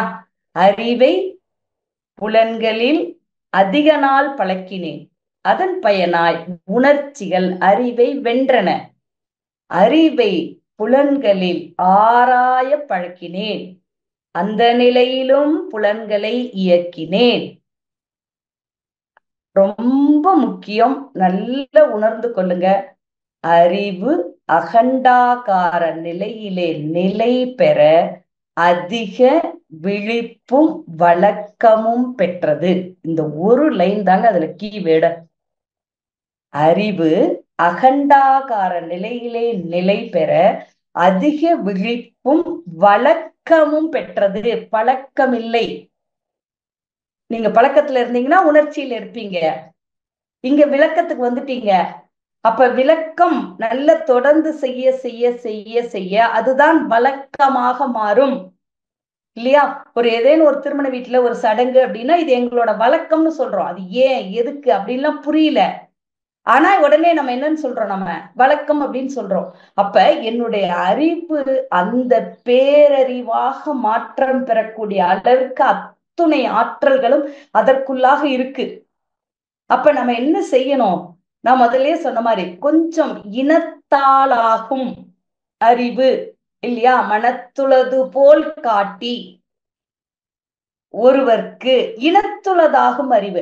இந்த ஒரு மனவளக்கலை அப்படின்னு சொல்லக்கூடியதை மட்டும், இந்த ஒரு பயிற்சி முறையினை மட்டும் நம்முடைய அறிவிற்கு நான் கொடுக்கின்ற பொழுது அப்போ என்னுடைய அறிவு அகண்டாகார நிலையிலே நிலை பெற அதிக விழிப்பும் வழக்கமும் பெற்றது. அப்ப அந்த நிலை பெறுகின்ற பொழுது அப்ப எல்லாமே பிரபஞ்ச ரகசியங்கள் அனைத்தையும் விளங்கிக் கொள்ளுகின்ற பொழுது அப்ப நான் அந்த உணர்ச்சி நிலையில வாழ்ந்துட முடியும்? அறிவை நீங்க நல்ல நுட்பமாக உணர்ந்து கொண்டீங்க அப்படின்னு சொன்னா முதல்ல நல்ல பொறுமை வருங்க, நல்ல நிதானம் வரும், மனிதர்களை மதிக்கக்கூடிய பக்குவம் வரும், எத்துணையும் பேதம் வராது, எவ்வுயிரும் தம்முயிர் போல். இதெல்லாம் நீங்க அனுபவமா உணர முடியும். இன்னொன்னு நான் சொல்லுவேன் அடிக்கடி, உள்ளொன்று வைத்து புறமொன்று பேசுவார் உறவு கலவாமை வேண்டும். அப்படிப்பட்டவங்களோட எனக்கு உறவே இருக்கக்கூடாதுன்னு சொல்லுவாங்க. ஆனா நம்ம பெரும்பாலும் நம்முடைய அன்றாட வாழ்க்கையில நம்ம இந்த தப்பு தானே செஞ்சுக்கிட்டே இருக்கோம். அப்ப சொல் எங்கே, செயல் எங்கே? அப்ப உணர்ச்சி ஆராய்ச்சி என்ற இருவகை போட்டிகளுக்கு இடையே வாழும் பருவமாக நாம இனி இருக்கக்கூடாது. என்னுடைய வாழ்க்கை ஒரு அறிவு சார்ந்த வாழ்க்கையாக, புலனறிவு இல்லாம முடியவே முடியாது. அதான் புலன் ஐந்தின் துணை கொண்டு பூ உலகை அனுபவித்து புலன் தொடர்பு அற்று ஆராயும் புதுமையே ஆறாம் அறிவாம். சோ அப்ப நம்ம புலன் தொடர்பு இல்லாம நம்மளால வாழ முடியாது. ஏன்னா பசி சாப்பிட்டுதான் ஆகணும், எல்லா வகையான புலன்களை யூஸ் பண்ணிதான் ஆகணும். ஆனா அதையும் தாண்டிய ஒரு பேரறிவு நிலையும் இருக்குங்கிறத நான் உணர்ந்து கொள்ளுகின்ற பொழுதுதான், அப்ப என்னுடைய மூலத்தினை நான் உணர்ந்து கொள்ளுகின்ற பொழுதுதான் அப்ப என்னுடைய சிறப்பு என்ன அப்படிங்கிறது விளங்கும். அப்ப பேரறிவை அறிய வேண்டும் என்று பெருத்த அந்த ஒரு வேகத்தினை இந்த சின்ன சின்ன நிகழ்வுகள்ல நான் மாட்டிக்கொள்ளுகின்ற பொழுது அப்ப அதுக்கு அந்த வாழ்க்கையை அப்ப யார்தான் கெடுத்துக்கொண்டது? நாம் தான் கெடுத்துக்கொண்டோம், நம்முடைய அறியாமை அப்படின்னு சொல்லக்கூடிய காரணத்தினால. அதனால மனிதனாக வாழ தெரிந்தும் இதுவரை கொண்ட பழக்கத்தினால் உணர்ச்சி ஆராய்ச்சி என இருவகை போட்டிகளுக்கிடையே வாழும் பருவம். அப்ப அந்த நிலைப்பாடு இல்லாம நம்ம நல்ல உணர்ந்த நிலையில நம்முடைய வாழ்க்கையை அமைத்துக் கொள்ளுதல் அப்படின்னு சொல்லக்கூடியது ரொம்ப முக்கியம். அடுத்து 4வதாக இருக்கக்கூடியது அறிவும் செயலும் ஒன்றுபட்டு மனிதன் மனிதனாகவே வாழும் பருவம். இதுவும் ரொம்ப ஒரு அற்புதமான ஒரு கருத்து. எப்படின்னு கேட்டீங்கன்னா, இப்ப நான் நல்ல சமைப்பேன் அப்படின்னு சொல்றேன். இப்ப எல்லாத்துக்கிட்டையும் சொல்றேன்னு வச்சுக்கோங்களேன். அப்ப அந்த கேட்கிறவங்களுக்கு உடனடியா என்ன மனதுக்குள்ள ஒரு எண்ணம் வரும்? ஒரு தடவை சமைச்சு கொடுத்தாதான் தெரியும் இல்லையா? அப்ப அறிவு அப்படின்னு சொல்லக்கூடியது எனக்குள்ளாக அடக்கமாக இருக்கு. ஃபோர்ஸ் அறிவும் விரைவுமாக அடங்கியுள்ள தன்மை, இறைநிலை அப்படின்னு சொல்லக்கூடியதே அறிவும் ஆற்றலும் அடங்கியுள்ள தன்மை. அப்ப அதுக்கு பெருமை? அது செயல்பாட்டிற்கு வருகின்ற பொழுதுதான் என்னுடைய அறிவினுடைய தன்மை வெளிப்படும். அப்ப இங்க என்னுடைய செயல் அப்படின்னு சொல்லக்கூடியது எனக்கும் நல்லதா இருக்கணும், அது மற்றவர்களுக்கும் நல்லதாக இருக்கக்கூடிய விதத்துல நம்ம ஃபார்ம் பண்ணிக்கணுமா இல்லையா? மகர்ஷி கிட்ட ஒரு அன்பர் கேள்வி கேட்டாராம். அதாவது ஃபாரின்ல, மகர்ஷி நீங்க சொல்றீங்க இப்ப நாம ஒரு சாஸ் செய்யக்கூடிய கம்பெனில நான் இருக்கேன். அப்ப அங்க நானு தக்காளி சாஸ் செய்யக்கூடிய ஒரு கம்பெனி நிறுவனம். பட் கலக்கக்கூடிய ரேஷியோ பாத்தீங்க அப்படின்னு சொன்னா தக்காளி சாஸ் ரொம்ப கம்மியா போடுவாங்க, அதுக்கு பதிலா பூசணிக்காயோட சாஸ் நல்லா நிறைய போடுவாங்க. ஆனா நான் அதை நான் கையொப்பமிடுறேன், இது தக்காளி சாஸ் தான் அப்படின்னு சொல்லி கடைசியா என்னிடத்துல இருந்து ஒரு கையெழுத்து வாங்குவாங்க. அப்ப நான் செய்யக்கூடிய செயல் அங்க நான் பூசணிக்காய் அந்த சாற்றையே நான் தக்காளி சாஸ் தான் நான் கையெழுத்து போட வேண்டியதா இருக்கே, நான் என்ன செய்யறது அப்படின்னு சொல்லிட்டு. அப்ப அதுக்கு அர்த்தம் சொன்னாங்களாம், பரவாயில்ல, இந்த ஒரு குற்ற உணர்ச்சி உங்களுக்கு வேண்டாம், அட்லீஸ்ட் பூசணிக்காய் சாஸையாவது போட்டு நீங்க தக்காளி சாஸ்ன்னு சொல்றீங்களே அது வரைக்கும் பரவாயில்லை. உண்மையிலேயே தக்காளியை விட பூசணிக்காயில இன்னும் மருத்துவ குணங்கள் எல்லாமே நல்ல சிறப்பானது அடங்கி இருக்கு, அதனால இது பரவாயில்லை அப்படின்னு சொன்னாங்களாம். ஆனா அப்படி இல்லாம இன்றைக்கு நம்ம ஒரு எவ்வளவோ தூரம் நம்ம இன்றைக்கு எவ்வளவு தூரம் சொல்றாங்க, எவ்வளவோ உணவு முறைகள், எவ்வளவோ பானங்கள், இந்த மாதிரி இருக்கக்கூடியதெல்லாம் அன்ஹெல்தி அப்படின்னு சொல்லக்கூடிய விதத்துல. ஆனாலும் கூட நம்ம அறிவும் செயலும் அங்கே மாறுபட்டு நிற்கக்கூடிய ஒரு தன்மை. அந்த நிலைப்பாடு நம்முடைய மனவளக்கலை அப்படின்னு சொல்லக்கூடிய நம்ம உணர்ந்து இருக்கக்கூடிய நம்மிடத்துல இருக்கக்கூடாது. செயல்தான் முக்கியம். எண்ணம் அப்படின்னு சொல்லக்கூடியது அறிவு இல்லையா? அப்போ அந்த எண்ணம் எவ்வளோ நம்ம நினைக்கலாம், எவ்வளோ நம்ம பேசலாம், எவ்வளோலாம் எப்படியெல்லாம் இருக்கணும் அப்படின்ற மாதிரி எல்லாம் நம்ம திங்க் பண்ணலாம். ஆனா பட் வெறுமனே திங்கிங் பண்ணிட்டே இருந்தோம் அப்படின்னு சொன்னா அதனால பயன் கிடையாது. அது எப்ப வரணும்? செயலுக்கு வரணுமா இல்லையா? இல்லையா? அருட்தந்தை அவர்களிடத்துல ஏற்படுத்திய ஒரு மலர்ச்சி, அவர்களுக்குள்ளாக ஏற்படுத்திய, அவர்களுக்குள்ளாக உணர்ந்து கொண்ட அந்த அறிவினுடைய தன்மை. இன்றைக்கு பல கோடிக்கணக்கான மக்கள் அந்த அவர் உணர்ந்த நிலையிலேயே நாம் இன்றைக்கு இந்த அறிவை பற்றி நாம் உணர்ந்திருக்கின்றோம் அப்படின்னு சொன்னா, அப்ப எவ்வளவு அந்த செயல் அப்படின்னு சொல்லக்கூடியது எவ்வளவு முக்கியம். அதான் சொல்லுவாங்க, அதாவது ஒரு சிக்கல் அப்படின்னு சொன்னா அந்த சிக்கலை நம்ம ஒரு நிமிஷத்துல நம்மளால புரிந்து கொள்ள முடியும். என்ன சிக்கல், என்ன ப்ராப்ளம் அப்படின்னு சொல்லக்கூடியது. ஆனா அதற்கான தீர்வு அப்படின்னு சொல்லக்கூடியது உடனடியா பெற முடியுமா? பெற முடியாது. ஆனா அதுக்காக சரி அது அவ்வளவுதான் அப்படின்ற மாதிரி நம்ம விட்டுட முடியுமா? விட்டுடவும் முடியாது. எப்படி ஒரு குடும்பம் அப்படின்னு இருக்குன்னு சொன்னா அப்ப அதுக்குள்ள நம்ம இருக்கக்கூடிய சிக்கல்கள், அப்ப அதை நம்ம தெளிவாக்குவதற்கு, அந்த சிக்கலை தீர்ப்பதற்கு எப்படி நான் கொஞ்சம் கொஞ்சமா சொல்லுவாங்க இல்லையா? அதை கொஞ்சம் டைல்யூட் பண்ணி பண்ணி பண்ணி பண்ணி நான் எப்படி அதை சரிப்படுத்துகின்றேன் அப்படின்னு சொல்லக்கூடியது. அதுக்கு எது முக்கியம்? செயல்பாடு அப்படின்னு சொல்லக்கூடியதுதான் முக்கியம். சோ அப்ப நம்முடைய அறிவும் செயலும் ஒன்றுபட்டு மனிதன் மனிதனாகவே வாழும் பருவம். நான் என்ன எண்ணுகின்றேனோ, என்ன என்னுடைய அறிவிலே நான் உணர்கின்றேனோ அது அப்படியே செயல் வடிவம் அப்படின்னு சொல்லக்கூடிய தன்மைக்கு வரணும். அதான சொல்லுவாங்க, அகத்துல என்ன இருக்கோ அதுதான் வார்த்தையாக, அதுதான நாகரீகம் அப்படின்னு சொல்லக்கூடிய விதத்துல அப்படி நான் வாழ்ந்து கொள்ளக்கூடிய அளவுக்கு. அப்ப நீங்க இந்த மாற்றம் நிகழும்? உங்களுடைய குணநலன் எது மேல வருது, எது என்னை அடிக்கடி எனக்குள்ளாக திரும்ப திரும்ப திரும்ப திரும்ப என்னுடைய மனதுல இருந்து வந்துகிட்டே இருக்கு. அப்ப அதை பற்றி கொஞ்சம் நல்லா ஆராய்ச்சி செய்து, அப்ப எதனால அப்படிங்கிறத உணர்ந்து கொண்டு இதுக்கேற்றாற் போல என்னை நான் எப்படி மாற்றிக்கொள்வது, என்ன செயல்பாட்டிலே என்னை நான் அமைத்துக் கொள்வது அப்படின்னு சொல்லக்கூடிய அந்த ஒரு செயல் வடிவம் அப்படின்னு சொல்லக்கூடியது ரொம்ப வாழ்க்கையில ரொம்ப முக்கியம். சோ அறிவு அப்படின்னு சொல்லக்கூடியது எந்த அளவிற்கு உயர்வானதோ அதே அளவிற்கு முக்கியம் செயல் திட்டம். நம்முடைய மதிப்புக்குரிய நம்முடைய தலைவர் அடிக்கடி சொல்லுவாங்க இல்லையா? ஒரு செயல் அப்படின்னு சொல்லக்கூடியது கண்டிப்பா ரொம்ப ஒரு முக்கியம். அது எப்படி இன்னைக்கு நமக்கு எல்லாவற்றையும் நல்ல பிரித்து பிரித்து பிரித்து, அதாவது பிரித்து பார்ப்பது அப்படின்னு சொல்லக்கூடியது அறிவினுடைய ஒரு இயல்பு இல்லையா? அதனாலதான் அதுக்கு பேரே பகுத்தறிவு. ஆனால் அந்த பகுத்தறிவிலே தொகுத்து உணர்வு. பிரித்து பார்ப்பது மட்டுமே அறிவினுடைய வேலை இல்லை. 30 கோடி முகமுடையால் எனில் உயிர் மேம்புற ஒன்றுடையாள், செப்பு மொழி 18 உடையாள் எனில் சிந்தனை ஒன்றுடையாள். வெறும் உடல் தான் வேறுபட்டிருக்கே தவிர சிந்தனை அப்படின்னு சொல்லக்கூடியது ஒன்று. அப்ப அதே போல பிரித்து உணர்வது, பகுத்து உணர்வது, பகுத்தறிவு, இன்னைக்கு இதுதான் நம்ம குழந்தைங்க கிட்ட அல்லது நம்ம அறியாமல் நம்ம அந்த நிலையெல்லாம் போயிட்டே இருக்கோம். ஏன்னா ஒரு குடும்பம் அப்படின்னு சொல்லக்கூடியதே இன்னைக்கு அதை பிரிஞ்சு பிரிஞ்சு பிரிஞ்சு பிரிஞ்சு ஒரு ரொம்ப எல்லை கட்டிய நிலைக்கு நம்ம வந்துட்டோம். பட் அந்த நிலை சரி ஓகே, பட் ஆனா அதுலயும் ஒரு தொகுத்துணர்தல் அப்படின்னு சொல்லக்கூடியது ரொம்ப ரொம்ப முக்கியம். சோ அப்ப அந்த தொகுத்துணர்வு அப்படின்னு சொல்லக்கூடிய ஒரு நிலைப்பாட்டினை என்னுடைய அறிவிற்கு எது கொடுக்கும் அப்படின்னு சொன்னா நான் ஆற்றக்கூடிய செயல்கள் தான் கொடுக்கும்.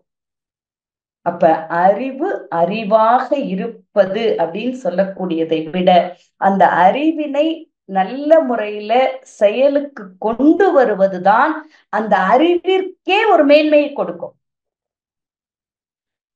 இல்ல அப்படின்னு சொன்னா நீங்க நல்ல அறிவாளி அப்படிங்கிறதோட அப்படியே இருந்து போயிடும். ஆனா அது பலருக்கு நன்மையை ஏற்படுத்தக்கூடிய விதத்துல ஒரு செயல் திட்டத்தினை நம்மால உருவாக்க முடியும். ஏன்னா நம்முடைய அறிவு அப்படின்னு சொல்லக்கூடியது எல்லையற்றது. என்னுடைய மூலம் அப்படின்னு சொல்லக்கூடியதும் பேராற்றல், பேரறிவு, காலம் இல்லையா அப்படின்னு சொல்லக்கூடிய விதத்துல இதெல்லாம் என்னுடைய மூலமாக இருக்கக்கூடிய அத்துணை தன்மைகளும் எனக்குள்ளாக அடக்கமாக இருக்கு.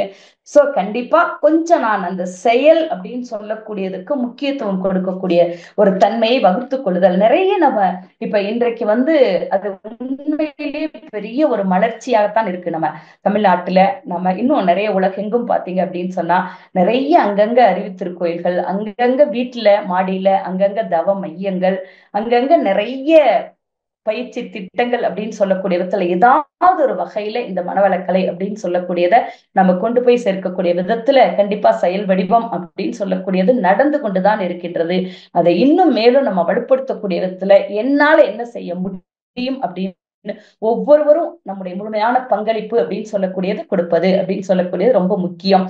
அதுதான் மனிதனாக வாழும் பருவம்.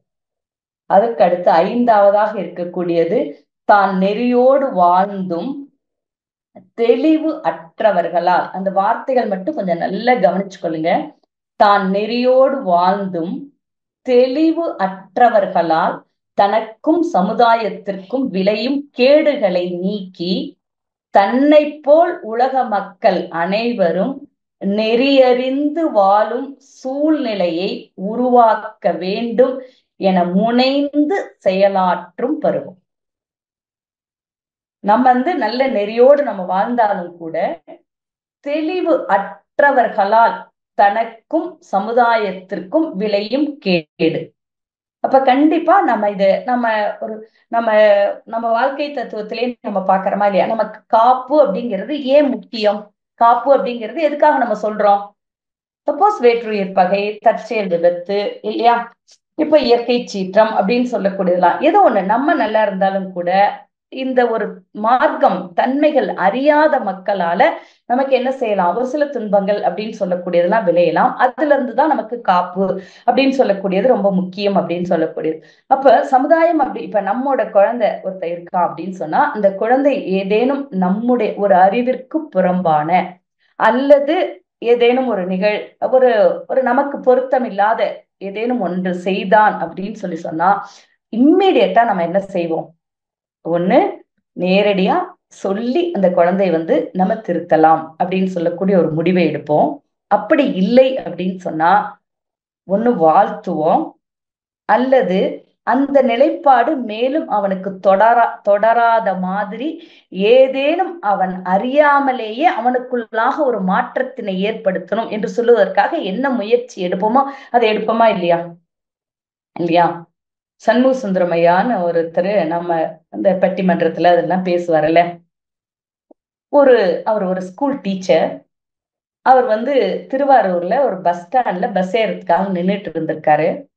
பக்கத்துல ஒரு சின்ன வயசு பையன், அவன் நல்ல ஒரு புகைப்பிடிக்கிற பழக்கம், அதனால அவன் புகைப்பிடிச்சிட்டு இருந்தான். அப்ப அவர் அவரை பார்த்து அவருக்கு அவரால் தாங்க முடியல. போய் அவன்கிட்ட, தம்பி இந்த மாதிரி வேண்டாம்ப்பா, இது சின்ன வயசுல இது தேவையில்லை, உன்னுடைய உடம்புக்கும் கெடுதல், அதே சமயத்துல இதனால பாரு எவ்வளவு செலவு காசு, இது வரைக்கும் நீ எத்தனை நாள் குடிச்சிருந்தியோ அதெல்லாம் சேர்த்து வச்சிருந்த அப்படின்னு சொன்னா எவ்வளவு லட்சக்கணக்கான ரூபாயில கொண்டு போய் விட்டுடும், அதனால இந்த பழக்கம் வேண்டாம் அப்படின்னு சொன்னாராம். அந்த பையன் திருப்பி கேட்டானா, உங்களுக்கு இந்த பழக்கம் இல்லையா? இல்லப்பா அப்படின்னு சொன்னாங்க. நீங்க எவ்வளவு ரூபாய் சேர்த்து வச்சிருக்கீங்க அப்படின்னு கேட்டானா. அதாவது ஒரு குடும்பக்கார பையன்னு வச்சுக்கோங்க.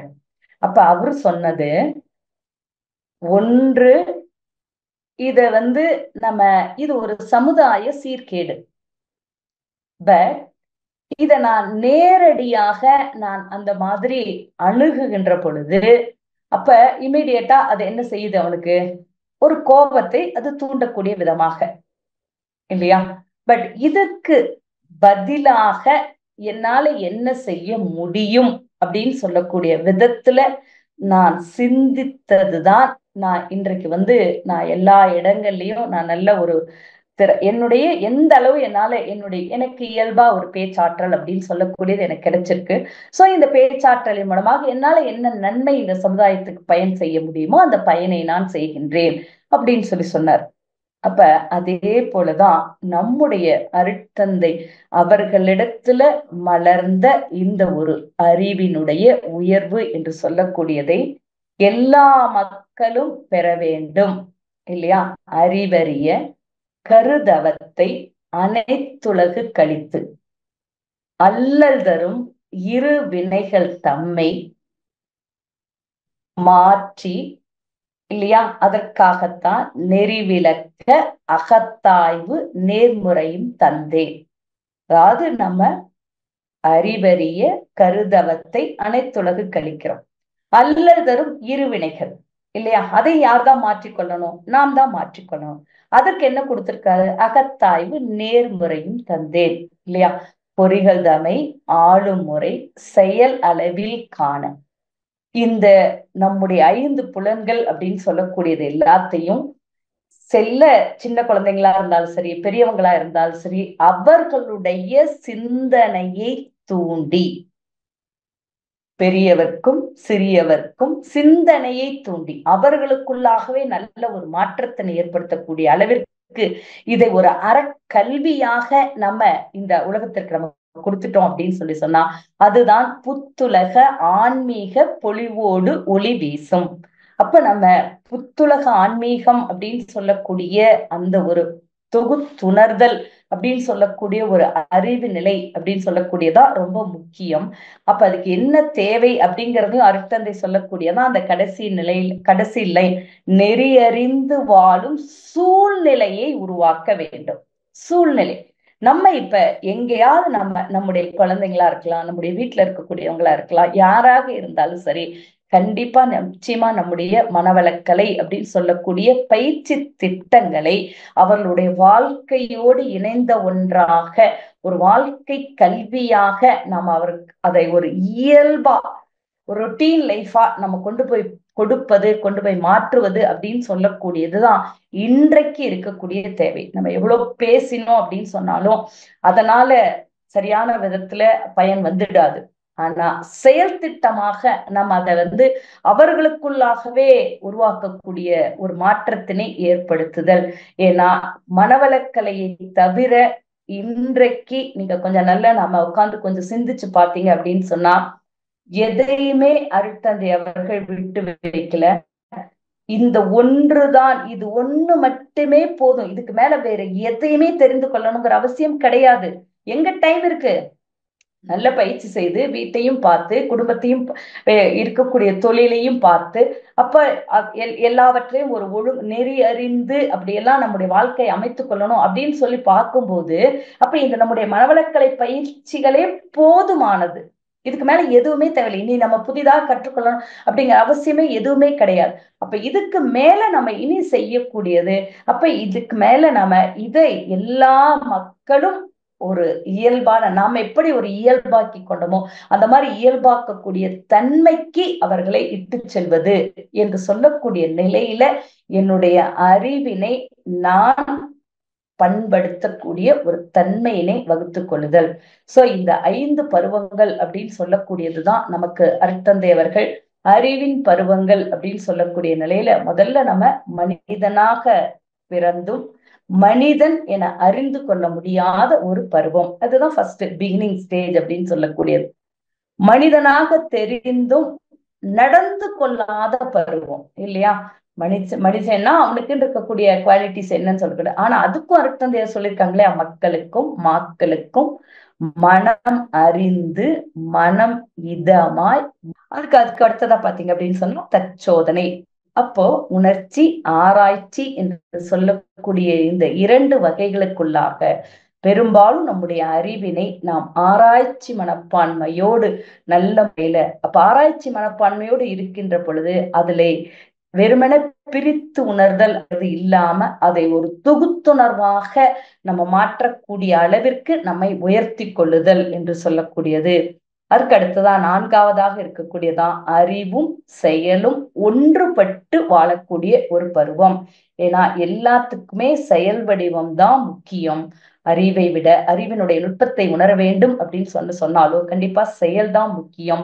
சோ செயல் திட்டம் அப்படின்னு சொல்லக்கூடியதை நம்ம செயல்படுத்தக்கூடியதுல ஒரு முனைந்து செயலாற்ற வேண்டும் அப்படின்னு சொல்லக்கூடியதுதான் 5வதாக இருக்கக்கூடிய பருவம் அப்படின்னு சொல்லக்கூடிய.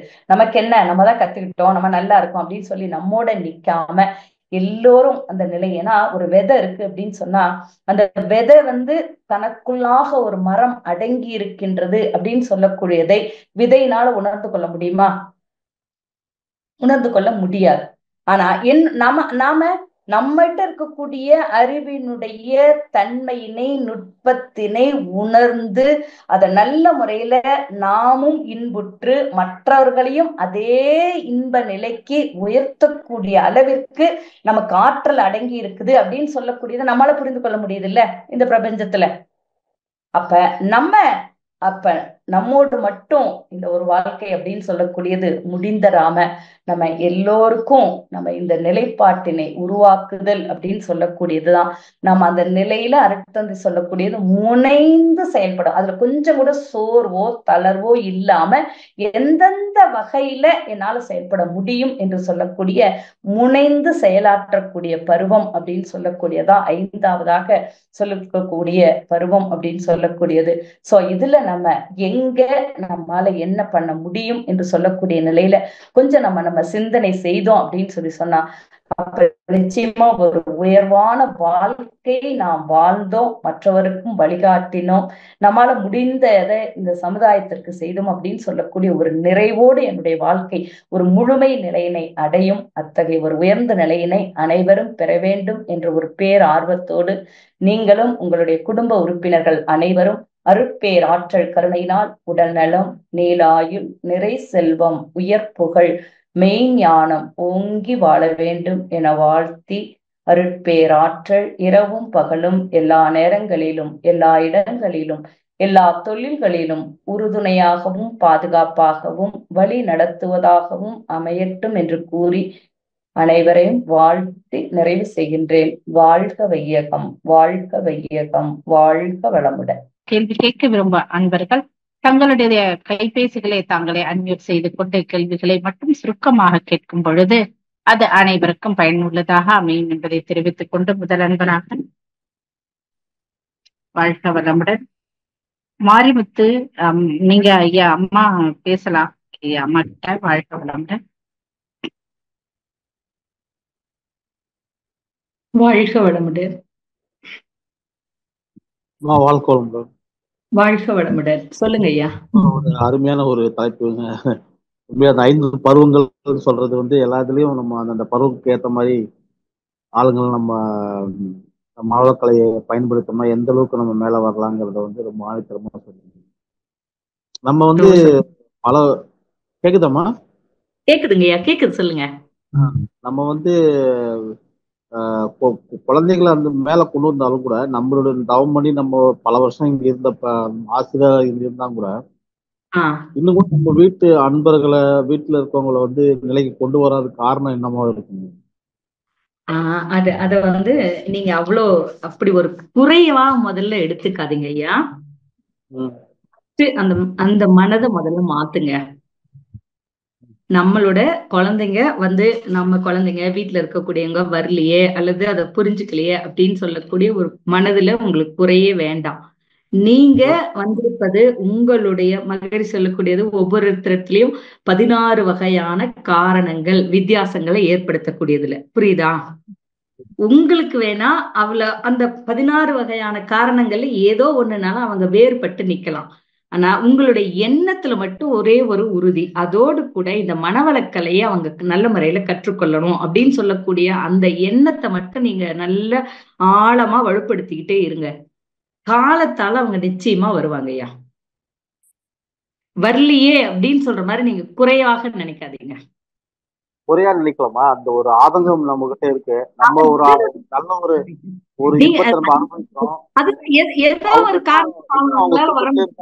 மேல கொண்டு வரலாமே நம்ம நினைக்கிறோம். கரெக்ட் தான். எல்லாரும் நினைக்கிறது இல்ல, அது வந்தா நல்லா இருக்குன்னு நம்ம வாழ்த்துக்கள் போடுறோம். இருந்தாலும் கூட இதுல வந்து ஒரு 5 உறுப்பினர் 2 உறுப்பினர் வந்துட்டாங்க, இன்னும் 3 பேர் வரல. அதுவே பெருசு இல்லையா? அது அது எவ்வளவு பெரிய கிஃப்ட். உங்களுக்கு 2 பேரும் வந்துட்டாங்களே, அது எவ்வளவு பெரிய சிறப்பு ஐயா. நீங்க நீங்க இதை விட மகிழ்ச்சி எவ்வளவு நினைச்சிருக்கலாம். நம்ம வந்து இவ்வளவு தூரம் நம்ம வந்து அதாவது சொல்லுவாங்க, நான் எனக்கு ரொம்ப பிடித்தமானது என்ன தெரியுங்களா? என்னையும் உங்களையும் மாதிரியே டெய்லி வேலைக்கு போய் சம்பாதிச்சு குடும்பத்துல இருக்கக்கூடியவங்களோடு இணைந்து அதுல இந்த தெளிவு அவர் அடைந்து இன்னைக்கு பல மக்களுக்கு இந்த தெளிவை உணர்த்தி இருக்கார் அப்படின்னு சொன்னா, அப்ப ஏன் நம்மால முடியாது? தனியா இல்ல, சொல்லுங்கய்யா. வாழ்க வளமுடன். அம்மா வீடியோ ஆன் பண்ணிக்கிறீங்களாமா? Okay okay okay.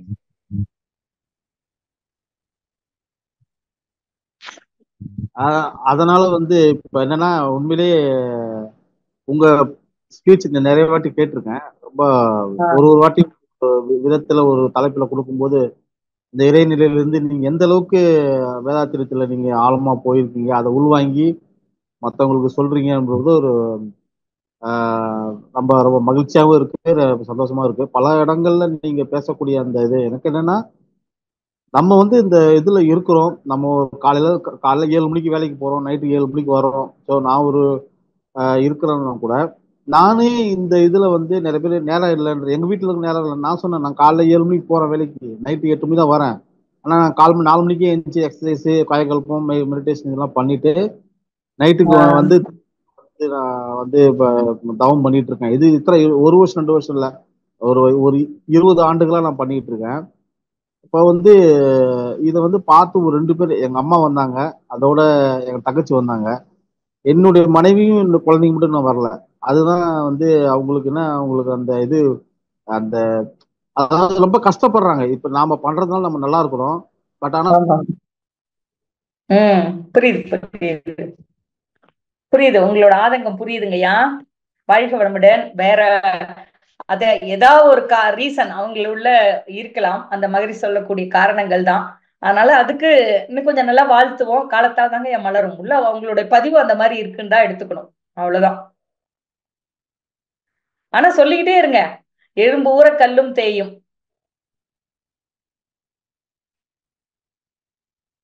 வாழ்க வளமுடன். வாழ்க வளமுடன் அம்மா. அவர் மியூட் ஆயிட்டார். அடுத்த அன்பரை கூப்பிடலாமாம்மா? கூப்பிடலாமா? ஆமா. வாழ்க வளமுடன் அம்மா. கண்ணம்மாளம்மா, நீங்க அம்மா கிட்ட பேசலாம். வாழ்க வளமுடன்.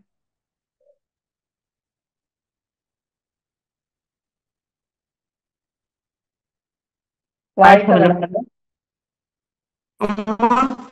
வாழ்க வளமுடன்மா. வாழ்க வளமுடன். அக்கா வாழ்க வளமுடன். வாழ்க வளமுடன். நல்லா இருக்கீங்களா?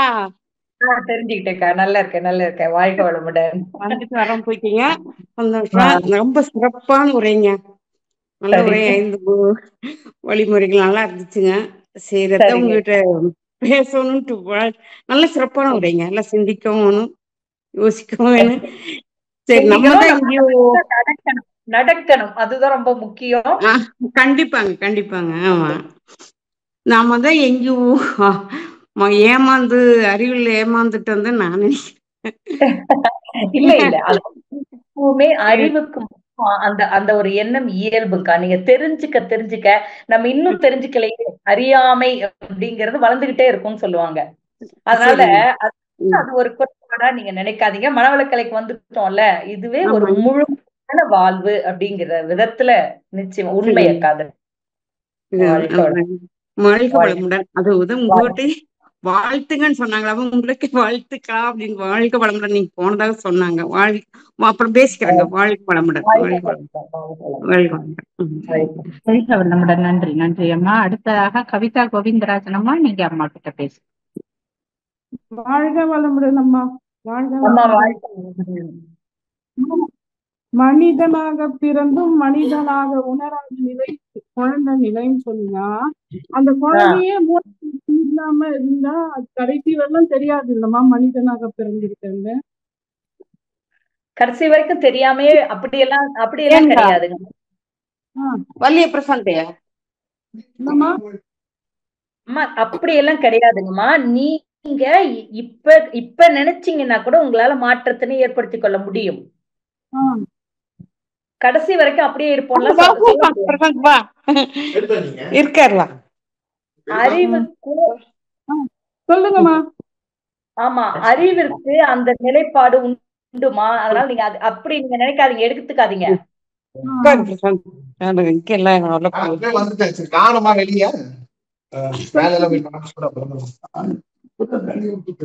இப்ப நினைச்சீங்கன்னா நிச்சயமா உயர்வினை ஏற்படுத்திக் கொள்ள முடியும். ஆமா, அந்த மைக் அன்மியூட் பண்ணிடுங்கம்மா. அம்மா எனக்கு டபுள் டபுளா பண்ணிட்டேம்மா பண்ணிட்டேன். சொல்லுங்கம்மா கவிதா கோவிந்தராஜன், சொல்லுங்கம்மா. சொல்லுங்கம்மா, கேக்குறேன். அதான் நீங்க, அதாவது நீங்க சின்ன வயசுலயே அப்படி நடந்துக்கலன்னா அது அப்படியே கடைசி வரைக்கும் தொட்டில் பழக்கம் சுடுகாடு மட்டும் அப்படின்னு ஒரு பழமொழி இருக்கு. ஆ, ஆ, ஆனா அதை மாத்துவதுதான் மனவளக்கலை. ஆ, ஆ. சரியா? அதனால இத நீங்க நல்லா உணர்ந்து கொண்டீங்கன்னா நிச்சயமா மாற்றம் இயல்பா வந்துரும். ஆ, சரிங்கம்மா. அதான் கேட்டேன். சரிம்மா, அதுதான். குழந்தையான நிலை வந்து அது அறிவு அப்படியே சொல்லிக்கிட்டே மனுஷங்களா. அம்மா, அது அப்படியே சொல்லிக்கிட்டே இருக்க கூடாது. சரிங்கம்மா. சரிம்மா, ஆமா, வாழ்க வளமுடன். மந்த் வந்தீங்க, உங்களை நான் மறக்கவே முடியாதும்மா. அந்த நன்றிம்மா, வார்த்தை இருக்கு நீங்க சொன்னதெல்லாம். நன்றி ம், நன்றி. நன்றிங்கம்மா. கடை வாழ்க மத்தவங்களுக்கும் சொல்லிக் கொடுங்க. வாழ்க வளமுடன்மா, வாழ்க வளமுடன். நன்றி நன்றி அம்மா, வாழ்க வளமுடன். அடுத்ததாக கலைவாணி அம்மா, நீங்க அம்மா கிட்ட பேசலாம். வாழ்க வளமுடன். வாழ்க வளமுடன்மா. வாழ்க வளமுடன் அம்மா. நம்ம அறிவின் படிநிலை பருவங்கள் நல்லா அருமையா இருந்ததுமா. 5 பருவங்கள் ரொம்ப அருமையா, ஒவ்வொரு பாயிண்ட்டுக்கும் ரொம்ப டெப்தா எடுத்தீங்கம்மா. மனசுல அப்படியே நன்றி ரெஜிஸ்டர் ஆயிடுச்சு. ஆனா என்னுடைய நன்றி. கேள்வி என்னன்னா, 10 பருவ குழந்தைங்களை எப்படி நம்ம அவங்கள மேனேஜ் பண்றதுமா? அது அவங்க கிட்ட நம்ம எப்படி ஹேண்டில் பண்றதுன்னே கொஞ்சம் தடுமாற்றமா இருக்குமா. அது மட்டும் என்னுடைய கேள்விமா. கண்டிப்பாமா, அது உங்களுக்குன்னு இல்லை, இப்ப இருக்கக்கூடிய எல்லா பேரண்ட்ஸ்க்குமே அது ஒரு பெரிய சவால் தான். ஏன்னா அப்ப இப்ப இன்னைக்கு இந்த கம்யூனிகேஷன், இந்த செல்போனு, இந்த இதெல்லாமே ஒரு பெரிய டிஸ்ட்ராக்ஷன் அவங்களுக்கு அதிகம். அதனால அது ஒண்ணு. இன்னொன்னு நம்ம அன்னைக்கு ஏதாவது ஒண்ணுன்னா ஒரு பேரண்ட்ஸ் கிட்ட கேட்கறதுக்கே குழந்தைங்க அச்சப்படுவாங்க, அல்லது அது ரொம்ப தயங்குவாங்க. ஆனா இன்னைக்கு அந்த மாதிரி இல்ல, அவங்க கேட்கறதுக்கு முன்னாடியே நிறைய கிடைக்குது அவங்களுக்கு. அதனால அவங்கள கொஞ்சம் அவங்களோட இஷ்டம் போல அந்த மாதிரி இருக்காங்க. நீங்க ஒண்ணும் பயப்பட வேண்டிய தேவையில்லை. நம்முடைய மனவளக்கலை அப்படின்னு சொல்லக்கூடியது எங்க நம்ம இப்ப எல்லாம் ஸ்டூடெண்ட்ஸ் கோர்ஸ் அந்த மாதிரி எல்லாம் நிறைய நடக்குது. அதனால அதை நீங்க கம்பல் பண்ணி நம்ம குழந்தைங்களுக்கு நிச்சயமா நம்ம அதை ஒரு கம்பல் பண்ணி நம்ம கொடுக்க வேண்டிய ஒரு கல்விமா. அதை நீங்க அதுக்கப்புறம் அவங்க செய்யறாங்க, அது செய்யல அப்படிங்கிறது அது அப்படி ரொம்ப டீப்பா எல்லாம் திங்க் பண்ணாதீங்க.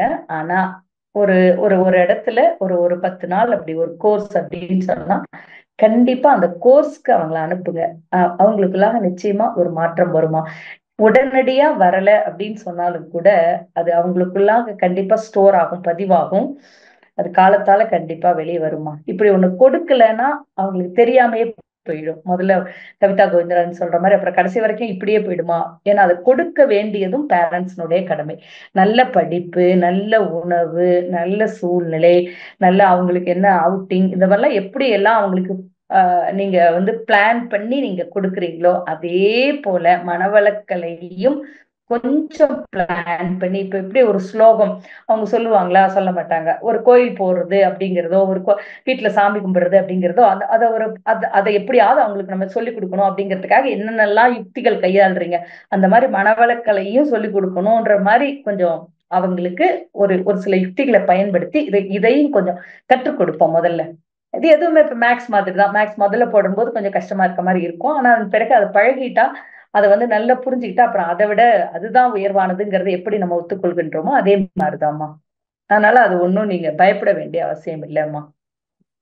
நீங்க நம்மளுடைய அதாவது சொல்லுவாங்க இல்லையா, நம்முடைய ஒரு கருமையம் அப்படின்னு சொல்லக்கூடியது, நிச்சயமா அந்த கருமையத்துல நல்ல ஒரு அவேர்னஸோட நீங்க உங்களுடைய வாழ்க்கையை அமைத்துக் கொள்ளுகின்ற பொழுது தவறி கூட அதனுடைய தொடர் எந்த துன்பமும் வராதுமா.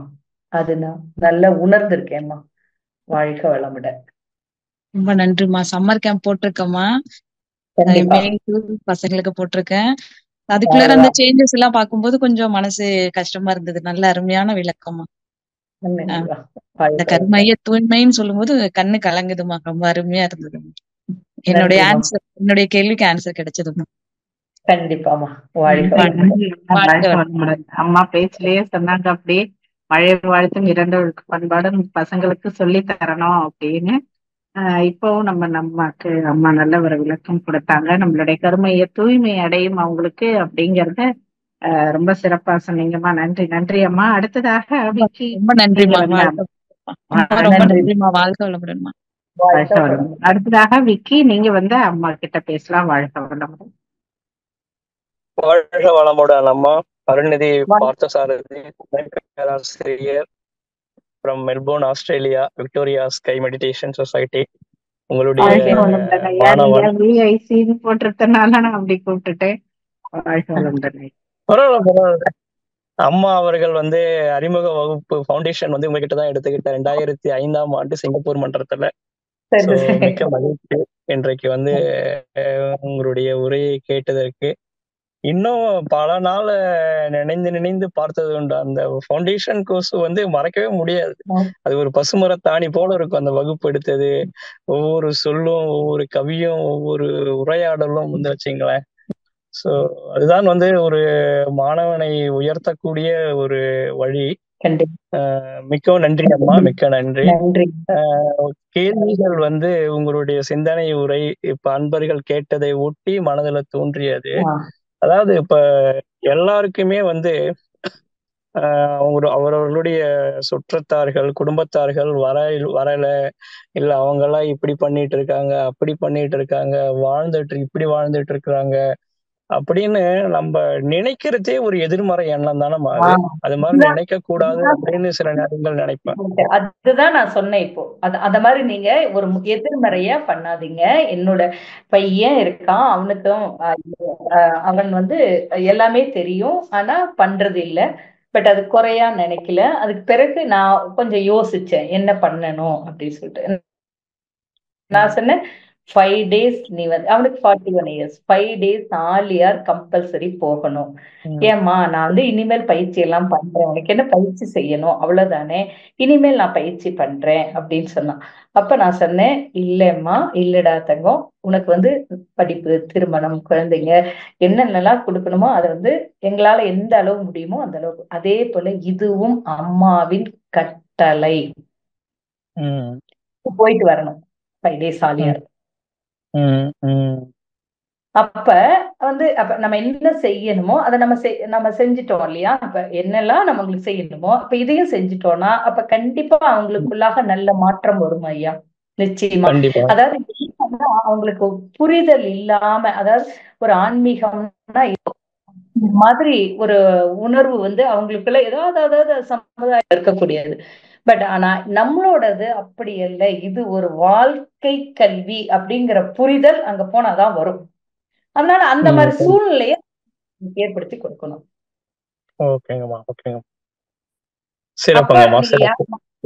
இல்ல யாராவது என்னோட ரிலேட்டிவ், நாத்தனா பசங்க யாரா இருந்தாலும் நான் 3500 ரூபாய் கட்டிடுறேன், ஆலியாருக்கு போயிட்டு ஒரு 3 days ஃபவுண்டேஷன் கோர்ஸ் அட்டன் பண்ணிட்டு வந்துடுறேன், அதுக்கு மேல நீ பாத்துக்கோ, எல்லாத்தையும் நாமளே கொடுத்துட்டு இருக்க முடியாது. சோ இத ஒண்ணு மட்டும் அதை செய்யும் போது அவங்களுக்குள்ள நிச்சயமா நல்ல மாற்றங்கள் அப்படிங்கிறது வருதுங்கய்யா. இத ஒரு ஈஸாவே செய்யலாம். நீங்க எல்லாருமே, நம்ம எல்லாருமே, நம்முடைய மலவாழ்க்கலை இருக்கக்கூடிய எல்லாரும் நிறைய பேர் செஞ்சிட்டு இருப்பீங்க. நான் அப்படி இல்லை, நான் செய்யறத சொல்றேன். எனக்கு ஓரளவு ஒரு மெச்சூர் பண்ணிட்டாங்கன்னா ஒரு தடவை நீ ஆலியார் போயிட்டு வாங்க. என்ன ஏன்னா அவங்கள்ட்ட ஃபவுண்டேஷன் எதுவுமே நான் சொல்ல மாட்டேன், உனக்கு நீ அங்க போ, உன்னை தங்கி நீங்க பேசி எடுத்துட்டு வந்துரு அப்படின்னு சொல்லிட்டு அதுக்கான ஃபீஸ் மட்டும் 2500 இவ்வளவு செலவு, அதனால அதை நான் கட்டிடுவேன். போயிட்டு வந்தாங்கன்னா அதுக்கு பிறகு நிச்சயமா ஒரு அவங்களுக்குள்ள மாற்றம் உண்டாகும். அதாங்க, நீங்க ஒவ்வொரு இன்றைய சிந்தனை உரையில எல்லாமே சொல்லி இருக்கிறீங்க. எதையுமே ஒதுக்கி விட முடியாது. நீங்க சொன்ன மாதிரி நம்ம எவ்வளவு மனவளக்கலை தெரியாத அன்பர்கள் இருக்கக்கூடாது. சில நேரங்கள்ல இது போல சிந்தனை வரும். அதாவது எல்லாரும் புனித நூல்கள் வச்சுட்டு இருக்கிற மாதிரி இப்ப மேலை நாட்டெல்லாம் புத்தகம் நல்லா படிப்பாங்க. இந்த குழந்தைகளுக்கெல்லாம் அவங்க பயிற்சியை செய்யறாங்களையோ இல்லையோ ஒரு நேர்த்தியா பயிற்சியை கொடுத்துட்டு பொறுப்பா இந்த புத்தகத்தை கையில கொடுத்துட்டு இதை வாழ்நாள் முழுதும் பத்திரமா வச்சுக்கணும்னு அப்படின்னு சொல்லி அனுப்பும் பொழுதே அவங்க நிச்சயமா ஒரு காலகட்டத்துல அதை திருப்பி பார்ப்பாங்க. சரிங்களாமா? கண்டிப்பாமா, கண்டிப்பா ஐயா. அதோடு கூட நீங்க அதுக்கான பேஸ், ஒரு அடிப்படை, அப்பானா இப்படிதான் இருப்பாரு, பயிற்சி பண்ணுவாரு, அப்பா கொஞ்ச நேரம் மெடிடேஷன் பண்ணுவாரு அப்படிங்கிற மாதிரி நீங்க ஒரு ஒரு ஃபார்மேஷன், ஒரு ஃபார்ம் கொடுத்துடுறீங்க இல்லையா குழந்தைங்களுக்கு. அது அவங்களுக்கு அவங்க பண்ண பாப்பாங்கல்ல. நீங்க நீங்க நீங்க நிறைய நேரங்கள்ல அதனுடைய வெளிப்பாடு பாக்கலாங்க ஐயா. வீட்டுல நாங்க நிறைய அனுபவிச்சிருக்கேன் அந்த மாதிரி. சும்மா பேர குழந்தைங்க போய் தண்ணி பாட்டி நான் பாருங்க, நானு சும்மா ஒரு ஸ்ட்ரீம் எங்கேயாவது போனாங்கன்னா பாருங்க நான் தண்ணியில உட்காந்துட்டு எப்படி தியானம் பண்றேன் பாருங்க அப்படின்னு தண்ணியில உட்காந்து தியானம் பண்ணி காட்டுவாங்க. அதாவது அவங்க ஆக்சுவலி பண்றது கிடையாது. ஆனா பட் அது மாதிரி தியானம்னா இப்படிதான் பண்ணணும் பாருங்க, நான் தண்ணியில எப்படி பண்றேன் அப்படின்னு சொல்லிட்டு பண்ணுவாங்க. ரொம்ப சிறப்புங்கம்மா. ஒரு கடைசியா ஒரு கேள்வி. அருட்தந்தை அவர்கள் இப்ப குர்கானிக்கே நம்முடைய 6 குணத்தை கொடுத்துருங்க, தீய எண்ணங்களை கொடுத்துருங்க, எதிர்மறை எண்ணங்களை கொடுத்துருங்க, தவத்திலே நீங்க மேன்மை பெறுவதற்கு என்னை சங்கற்பம் என்ன இடர்பாடு வந்தாலும் என்னை நினைந்து கொள்ளுங்கள்னு சொல்லியிருக்கிறாங்க. சோ இப்ப இந்த மனவளக்கலையை கொண்டு செல்வதற்காக பயிற்சி பெற்ற அன்பர்களிடம் அருட்தந்தை ஏதாவது என்ன சொல்லி இருப்பாங்க, அதை எப்படி அணுகி இருக்கிறாங்க, அது அது அது அது உங்களுடைய அனுபவம் ஏதாவது சொல்லுங்கம்மா. வாழ்க்கை வளமுடன். இல்லைங்கய்யா, அப்படியெல்லாம் மகரிஷி அந்த மாதிரி தனியா யாருக்கும் எதையும் அந்த மாதிரி எல்லாம் எதுவுமே சொல்லலைங்கய்யா. தனிப்பட்ட முறையில இவங்களுக்கு இந்த பயிற்சி அப்படிங்கிற மாதிரி எல்லாம் யாருக்குமே எல்லாத்துக்குமே பொதுவாக கற்றுக் கொடுத்தாங்க ஐயா. இன்னொன்னு என்னன்னா, அருட்தந்தையினுடைய பெரிய சிறப்பு, தான் வாழுகின்ற காலத்திலேயே நிறைய ஆசிரியர் பெருமக்களை உருவாக்கி அவங்கள கிளாஸ் எடுக்க வச்சு அதற்கு பின்னாடி அவங்களோட பேச்சுக்கு அப்புறம் அவங்க அதுல ஏதேனும் விட்டு போன கருத்துக்கள் இருந்தா அதை எடுத்து சொல்லி அப்படி நிறைய ஆசிரியர் பெருமக்களை உயர்த்தியதனால இன்றைக்கு மனவளக்கலை இவ்வளவு ஈஸியா மக்கள் இடத்துல போய் சேர்ந்திருக்குங்க. அதுதான் அவர் செய்த பெரியது. மற்றபடி வேற எந்த தனிப்பட்ட முறையில யாருக்கு எதுவும் கிடையாதுங்கய்யா. நன்றிங்கம்மா, மிக்க நன்றிம்மா. மகிழ்ச்சி அம்மா, மிக்க மகிழ்ச்சி, சந்தோஷம். வாழ்க்கை வளமுடன். நன்றி. நீங்க பேசுங்கம்மா, பேசுங்க. ஆமா முடிஞ்சது, அவ்வளவுதான். நன்றிங்க ஐயா. வாழ்க்கை வளமுடன். நன்றிகள் அம்மா. அடுத்ததாக வளர்மதி அம்மா, நீங்க அம்மா கிட்ட பேசுங்க. வாழ்க வளமுடன் அம்மா. இணைப்புக்கு நன்றி அம்மா. வாழ்க வளமுடன் அம்மா. வாழ்க வளமுடன். சொல்லுமா. நானு கடைசியா தான் இணைஞ்சேன். ஆனா எப்பவுமே உங்களுடைய இது கொஞ்சம் என்ன சொல்றது, ஒரு டவுட்டும் இருக்காது, அப்படியே ஒரு கோர்வையா கொண்டு போவீங்க. ரொம்ப சிறப்பா இருக்கும், கேட்கறதுக்கே ரொம்ப இதுவா இருக்கும். நான் யூடியூப்ல கேட்டுக்கிறேம்மா. எனக்கு ஒரு டவுட் என்னங்கன்னா, இப்போ கண்ணாடி பயிற்சி பண்றோம் இல்லைங்களா, அப்ப நம்ம பாக்குறோம், நம்ம கண் வழியா போற இதுவை நம்ம கண்களை மூடி வான்காந்த வழியா நம்ம ஆற்றல் துரியம் வழியா இறங்கும்ன்றாங்க இல்லைங்களா. அப்ப நல்ல துரிய தவம் பண்ணாதான் அந்த ஆற்றல் நமக்கு கண்ணாடி பயிற்சியில கிடைக்குமாமா? வாழ்க வளமுடன். இதுல நிறைய கொஞ்சம் அதாவது கண்ணாடி பயிற்சி அது தவம், இந்த ரெண்டையும் கன்ஃபியூஸ் பண்ணிக்கோங்க. சரிங்கம்மா. அது துரிய தவம், மனதை ஒடுக்குகின்ற ஒரு பயிற்சி. இது அது துரிய தவம் அப்படின்னு சொல்லுங்க. இது கண்ணாடி பயிற்சி, கண்ணாடி தவம்னு நம்ம சொல்லக்கூடாது, கண்ணாடி பயிற்சி அப்படின்னு சொல்லக்கூடியதான். இதுல நீங்க ஒரு கண்ணாடி அப்படின்னு சொல்லக்கூடியது என்ன செய்யணும், உங்களுடைய ஆற்றலை இப்போ இரவுல கண்ணாடி நம்முடைய ஜீவகாந்தாட்டுல வாங்கக்கூடிய சக்தி படைத்தது. பொதுவா பெரியவங்க வீட்டுல சொல்லுவாங்க, அடிக்கடி கண்ணாடி பார்க்க கூடாதுன்னுவாங்க, நைட்ல எல்லாம் கண்ணாடி பார்க்க கூடாதுன்னு சொல்லுவாங்க. அப்ப நம்ம இங்க ஒரு உயர்ந்த நோக்கத்திற்காக நல்ல அருட்காப்பு போட்டுட்டு நீங்க கண்ணாடி முன்னாடி உட்காடுறீங்க. பொதுவா நீங்க நல்ல அருட்காப்பு போட்டிருக்கோம். அந்த நேரத்துல அந்த காலை நேரம் அப்படின்னு சொல்லக்கூடியதுனால, அதுவும் பிரம்ம முகூர்த்த நேரத்துல நல்லவர்களுடைய சோர்ஸ் நம்ம எர்த்பவுண்ட ஒட்டி இருக்கும். நல்ல குருவினுடைய நினைவோடு நம்ம அந்த பயிற்சியை மேற்கொள்ளுகின்ற பொழுது கொஞ்சம் செலவு பண்றோம். அப்படி செலவு செய்யறோம். செலவு பண்ணக்கூடிய ஆட்கள் இங்க நீங்க உங்களை எம்டி ஆக்கிக்கிறீங்க. அப்ப வெளியில இருக்கக்கூடிய வான்காந்தம் நல்ல திணிவோட இருக்கு. இந்த எம்டினஸ் கிடைச்சோன்னா அது எல்லா பக்கங்கள்ல இருந்தும் அப்படியே பாய்ந்து நிரம்புமோமா. அது கண்கள் மூலம் நம்ம துரியத்துல இருந்தோம் அப்படிங்கிறது இல்ல. நம்முடைய உள்ளங்கை, நம்முடைய பால்குறிகள், உதடு, இந்த மாதிரி இருக்கக்கூடியது எல்லாத்துக்கும் அங்க ஜீவகாந்தம் அந்த இடத்துல ஒரு ஆற்றல் இருக்கு. சோ அப்ப அதனால நம்ம கைகளை, நல்ல உள்ளங்கைகளை நம்ம கண்கள் மேல அந்த மாதிரி நல்லா வைத்துக் கொள்ளுகின்ற பொழுது, அப்ப அந்த கைகளின் மூலமாக உடலுக்குள்ளாக நல்ல ஜீவகாந்த ஆற்றல் ஃபார்ம் ஆகிறத நம்மளால பார்க்க முடியுமா. அது இல்லாம கண்களை நம்ம கொஞ்ச நேரம் பார்த்தேன் இல்லையா, 2 minutes. அந்த கண்களுக்கு நல்ல ஆற்றல் கொடுக்கக்கூடிய விதத்துல கைகளை மூடி எல்லா பக்கங்கள்ல இருந்தும் ஜீவகாந்த ஆற்றல், அந்த வான்காந்த ஆற்றல் நல்ல நிறைவுவதை நம்ம நல்ல உணர்வுபூர்வமா உணர முடியுமாமா. நீங்க பாருங்க. நீங்க 6 மணிக்கு பண்ணலாங்களாமா? 6 மணிக்கு 8 மணிக்கு மேல பண்ணக்கூடாதுமா. 6 மணிக்கு பண்ணலாம். சரிங்கம்மா. நன்றி அம்மா, மிக்க நன்றி அம்மா. உங்க நம்பர் கொஞ்சம் சாட் பாக்ஸ்ல போட சொல்லுங்கம்மா. வாழ்க வளமுடன். போடுவாங்க. வாழ்க வளமுடன். நன்றி அம்மா. நன்றி அம்மா. வாழ்க வளமுடன். அடுத்ததாக நிர்மலா அம்மா, நீங்க பேசலாம் அம்மா கிட்ட. அம்மா வாழ்க வளமுடன் அம்மா. வாழ்க வளமுடன்மா. அம்மா எப்பவும் போலமே உங்களோட ஸ்பீச் இன்னைக்கு ரொம்ப தெளிவா, விளக்கமா, அழுத்தமா எங்க மனசுல பதிய வச்சிருக்கீங்கம்மா. ரொம்ப நன்றிமா. அப்புறமா எனக்கு என்ன டவுட்னா, பேரறிவு, சிற்றறிவு, புலனறிவு, இது 3 ஒன்றோடு ஒன்று இணைந்து இயங்கணும் அப்படின்னு சொன்னீங்கல்லம்மா.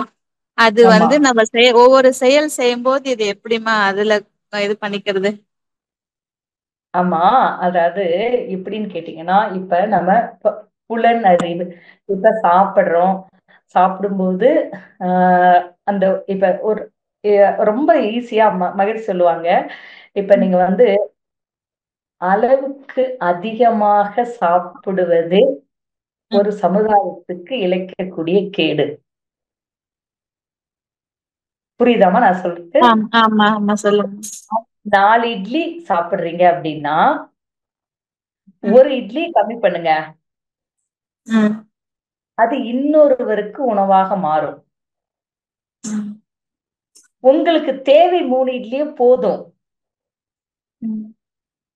ஆனா நீங்க அதிகமா அதுல இருக்கக்கூடிய அந்த ருசியில மயங்கி அதனால நம்முடைய உடம்பும் கெடும் அப்படிங்கிறது தெரிஞ்சும் கூட அதிகமாக உண்பது அப்படின்னு சொல்லக்கூடியதே ஒரு சமுதாயத்துக்கு சீர் விளைவிக்கக்கூடியது, கேடு விளைவிக்கக்கூடியது. இந்த மாதிரி ஒரு 4 பேர் நினைச்சீங்கன்னா இன்னொருத்தர் சாப்பிடலாம் இல்லையா? இன்னொருத்தரோட வயிறு நிறையுமா இல்லையா? 4 பேர் குறைச்சிங்கன்னா. அப்ப இது புலன் அறிவு அப்படின்னு சொல்லக்கூடியதுனால இந்த எண்ணம் நல்லா சாப்பிடணும், நல்ல டேஸ்டா இருக்கு அப்படின்னு சொல்றதுனால கொஞ்சம் அதிகமா சாப்பிடுறோம் அப்படின்னு சொல்லக்கூடியதெல்லாம்.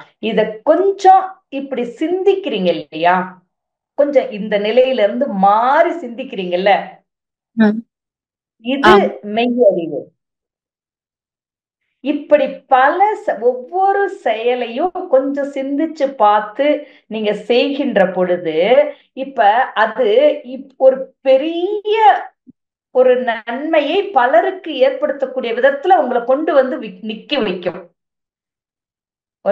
ஒரு என்ன உதாரணம் சொல்லணும்னா, ஒரு சின்ன சின்ன விஷயங்கள்லதான் நம்ம கொஞ்சம் ஒரு மாற்றத்தினை ஏற்படுத்தினோம் அப்படின்னு சொன்னா அதுதான் ஒரு பெரிய மாற்றத்திற்கு வழிவகுக்கும். நீங்க பெருசா செய்யணும் அப்படின்னு சொல்லி நினைச்சீங்கன்னா முதல்ல எடுத்தோன்னே யாருமே பெருசா செய்ய முடியாது. கொஞ்சம் முதல்ல ஆரம்பத்துல சின்ன சின்ன நிகழ்வுகள்ல இருந்துதான் அந்த மாற்றத்தினை ஏற்படுத்தணும்.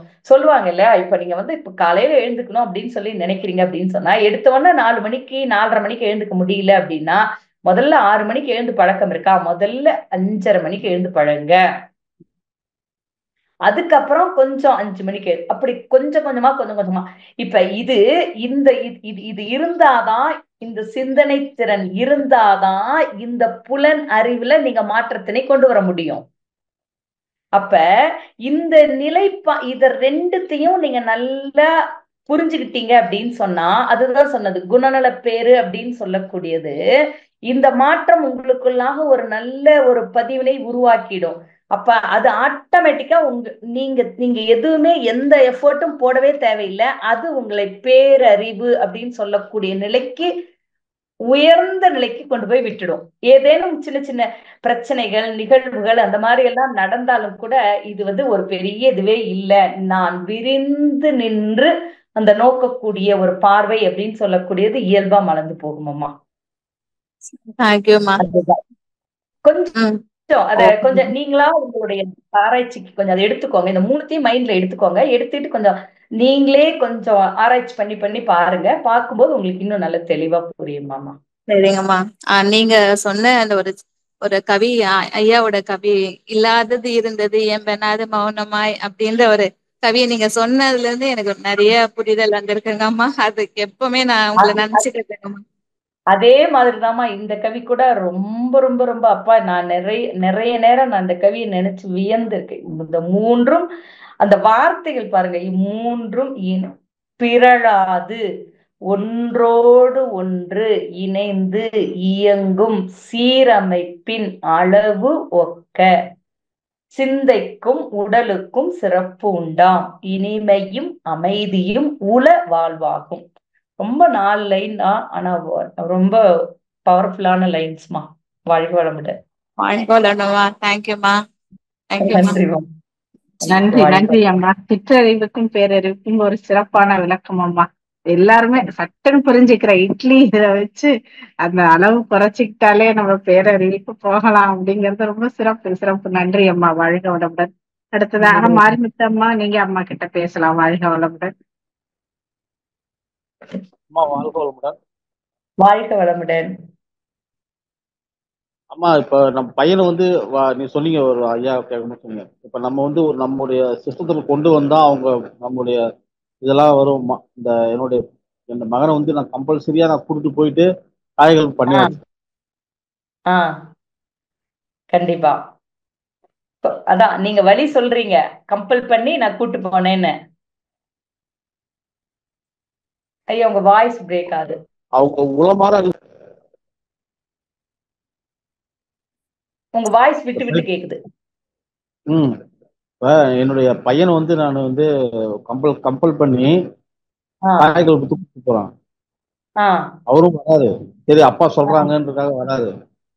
வந்துட்டு அதை நடைமுறைப்படுத்துறதுக்கு அவங்களுக்கு வரமாட்டேங்குது. அவங்களுக்கு இல்ல ஐயா, அது கண்டிப்பா இல்ல. நீங்க எல்லாரும் அதுதான் நம்ம ஆதங்கப்படுறோம், நமக்கு புரியுது.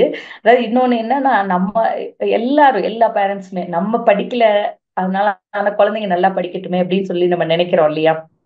அது மாதிரிதான் இதுவும். நம்ம அந்த குழந்தைத்தனம் அப்படிங்கிறது கொஞ்சம் இருக்கதான் செய்யும். பரவாயில்ல. அதனால அதை பத்தி ஒன்னும் நீங்க கொடுக்க வேண்டியதை நீங்க கரெக்டான பருவத்துல நீங்க கொடுத்துட்டீங்க. நீங்க செய்யுங்க. கொஞ்சம் பரீட்சை டைம்ல, கொஞ்சம் எக்ஸாம் டைம்ல நீங்க சொல்லி பாருங்களேன். அப்ப கொஞ்சம் குழந்தைங்க கேட்பாங்க.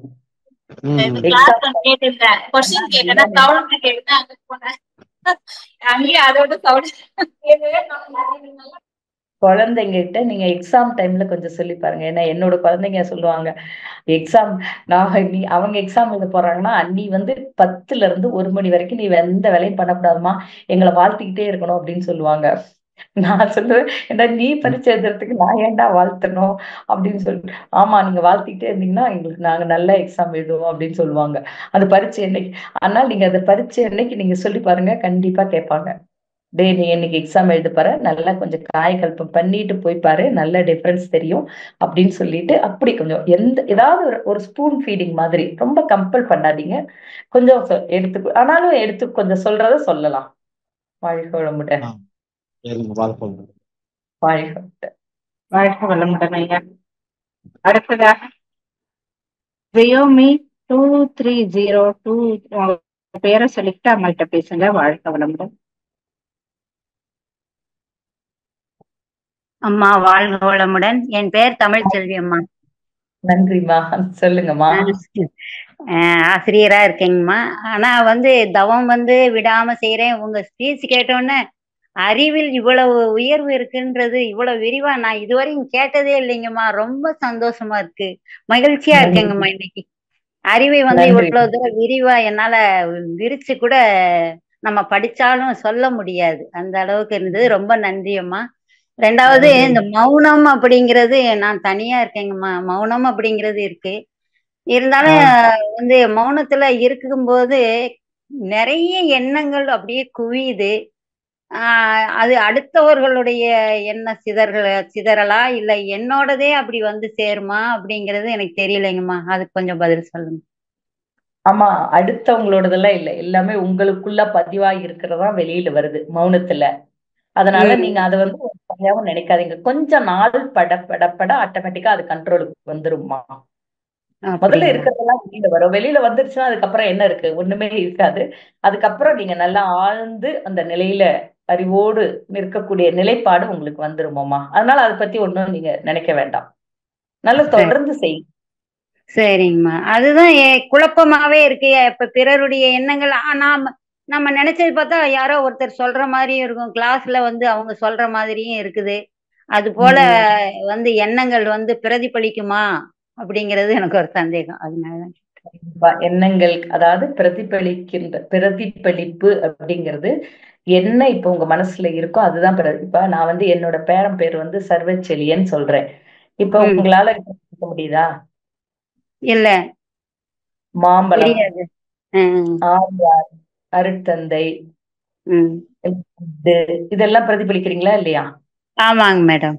ஆமா. அப்போ உள்ள ஏற்கனவே இருந்ததான் பிரதிபலிக்க முடியும். சர்வச்செழியனை பிரதிபலிக்க முடியல, பார்க்கல, அதனால தெரியல. அப்ப உள்ள இருந்து வருது, எவ்வளவு எண்ணங்கள் வருதுன்னா ஏற்கனவே இருக்கிறது வருது. சரிங்கம்மா, சரிங்கம்மா. இந்த சான்ஸ் இல்ல, நீங்க இப்படி ஒரு மௌனம் போடலன்னா இதெல்லாம் உள்ளுக்குள்ளேயே தானே இருக்கும். ஆமாங்கம்மா. ஆமா ஆமா. இந்த காலத்துல எனக்கு எப்படிப்பட்ட ஒரு நல்ல ஒரு நிறைவினை நீ இறைவா நீ கொடுத்திருக்க, எனக்கு வழிகாட்டி இருக்க, எவ்வளவு குருவுக்கு நம்ம நன்றி சொல்லணும்.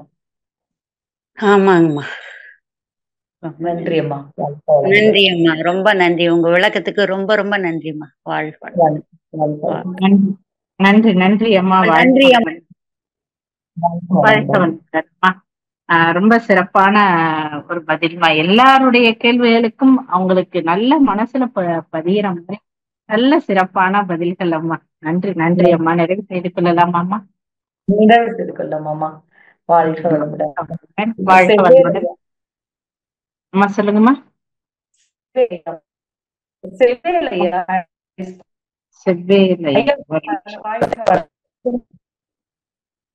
வாழ்க வளமுடன் செவ்வேலையா, நீங்க அம்மா கிட்ட பேசலாம். வாழ்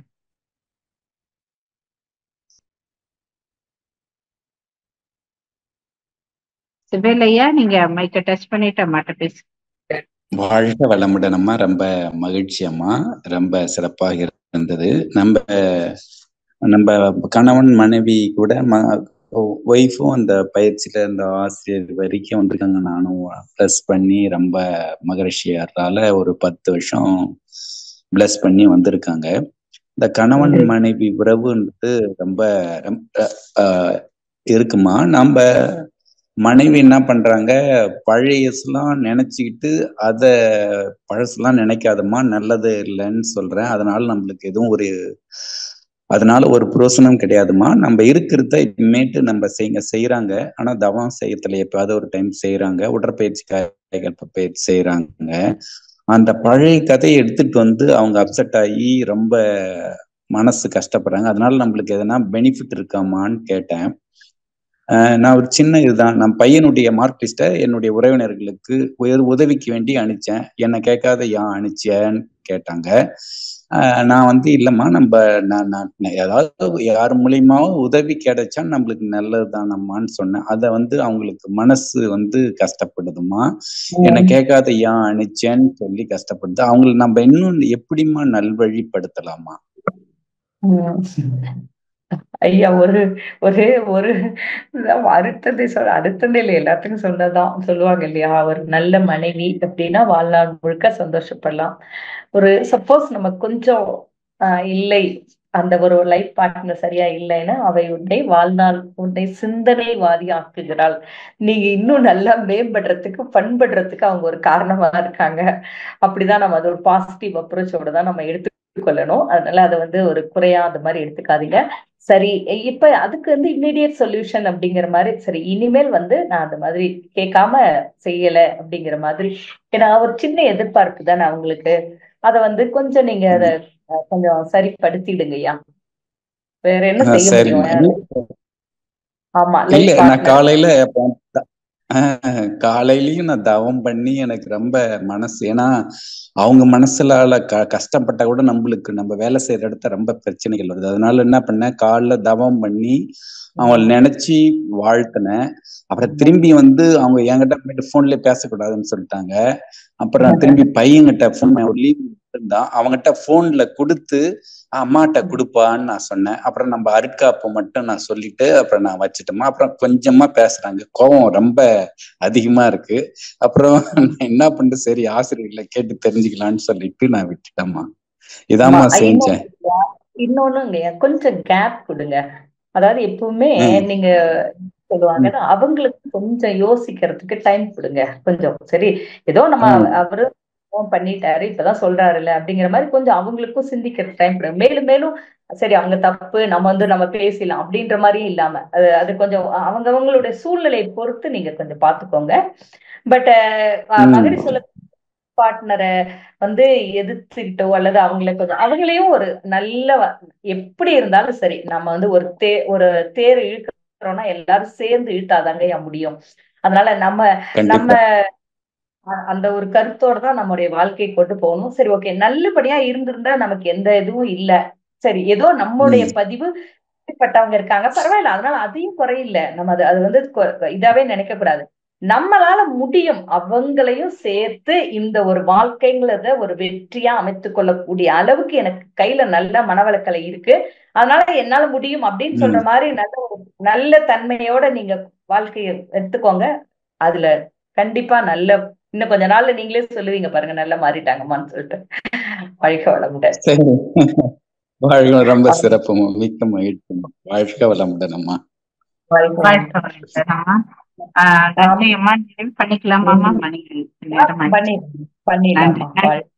வாழ்க்கை வளமுடன். கவிதாமா முன்னாடி கேள்வி கேட்டாங்க, திருப்பி வந்திருக்காங்க. ஆமா, ஓகே ஓகே, பரவாயில்ல பரவாயில்ல. அப்படி இருந்தா ஏதாவது போன்ல கேட்டுக்கிட்டோம், டவுட்ஸ் இருந்தா நீங்க போன் நம்பரை மட்டும் போட்டுருங்க. ஏன்னா ரொம்ப இன்னொரு வாட்டி அம்மாவோட நம்பர் சொல்றேன், ஷேர் பண்ணிக்கங்க. வாழ்க வளமுடன். அம்மாவோட நம்பர் 733-761-7633. வாழ்க வளமுடன். கவிதாமா நீங்க அம்மா கிட்ட போன் பண்ணி பேசிக்கங்கம்மா. வாழ்க வளமுடன். நன்றி நன்றி அம்மா. வாழ்க வளமுடன்.